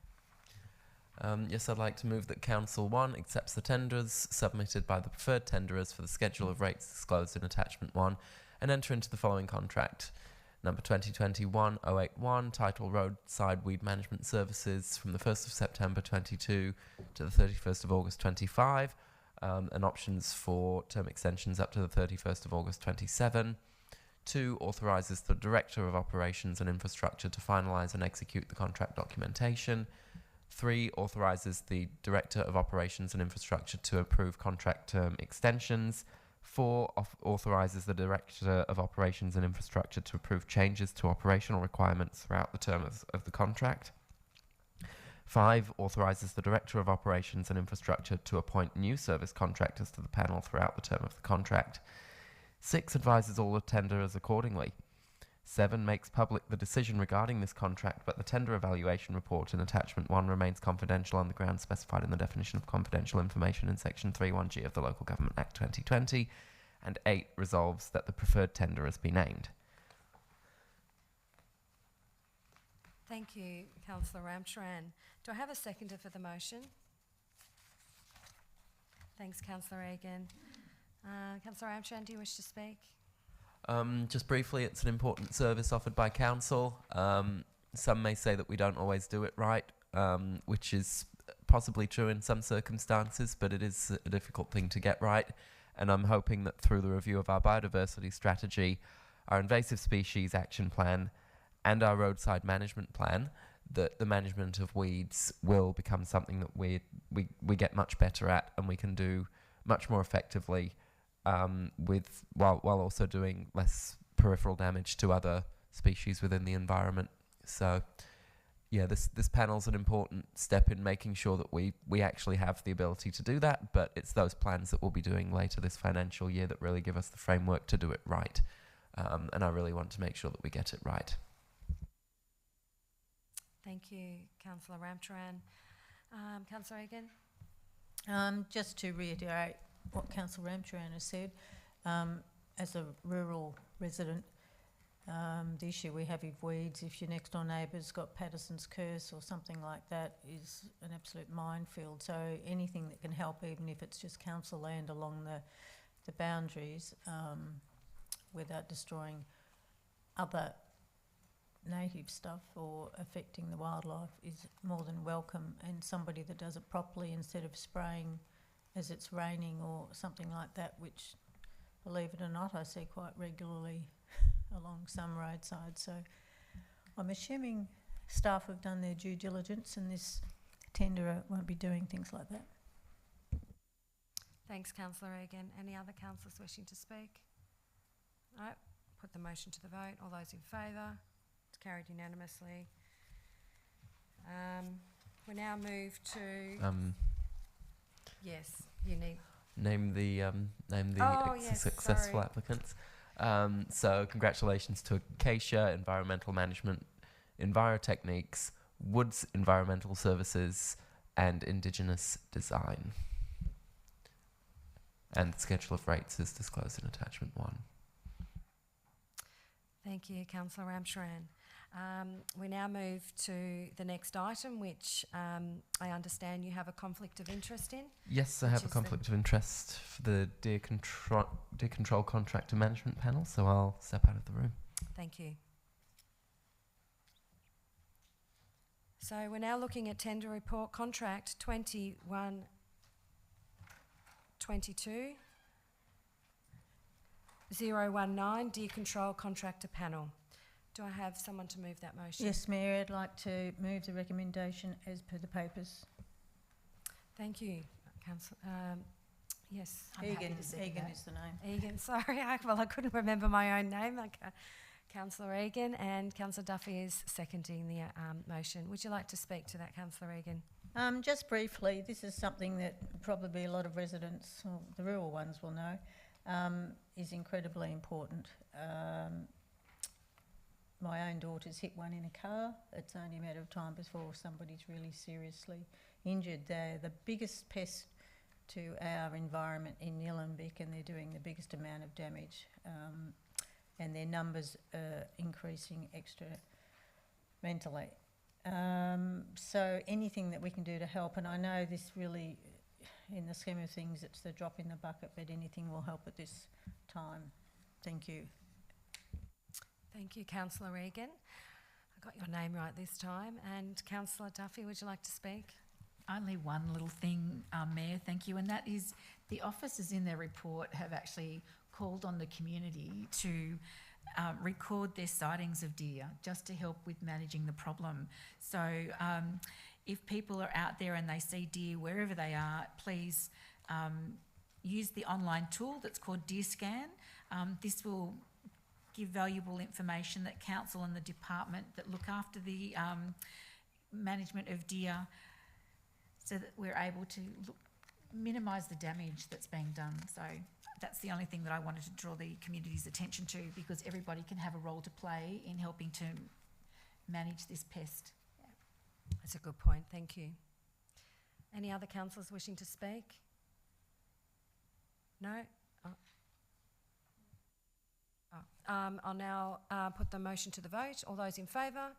Carried unanimously. I'll now get Councillor Egan to announce the preferred tenderer. And the preferred tenderer is the Victorian Pest Animal Control, VFAC Absico Proprietary Limited Psycho Business Solutions, as per the rest of the papers. Thank you. Thank you for that. We can now have Councillor Ramcharan come back in.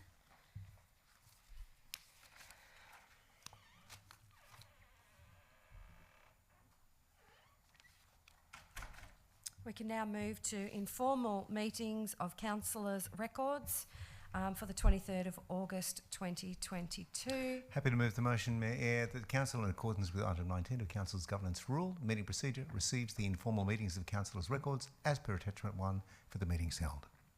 Happy to second, Mary. Thank you. Do you wish to speak to? I do not. Okay. I do not. Okay. All right. I do not either. Oh, good. Okay, then I'll put the motion to the vote. All those in favour? Carried unanimously. Thank you. We have no notices of motion. We have no, just checking, there's no delegates' reports. No. There's no supplementary and urgent business. However, we do have confidential reports, and we will close the meeting and ask the gallery to now leave. And can I have a mover to close? Happy to move. Thank you. And a second. Thank you. All those in favour? Carried. Thank you.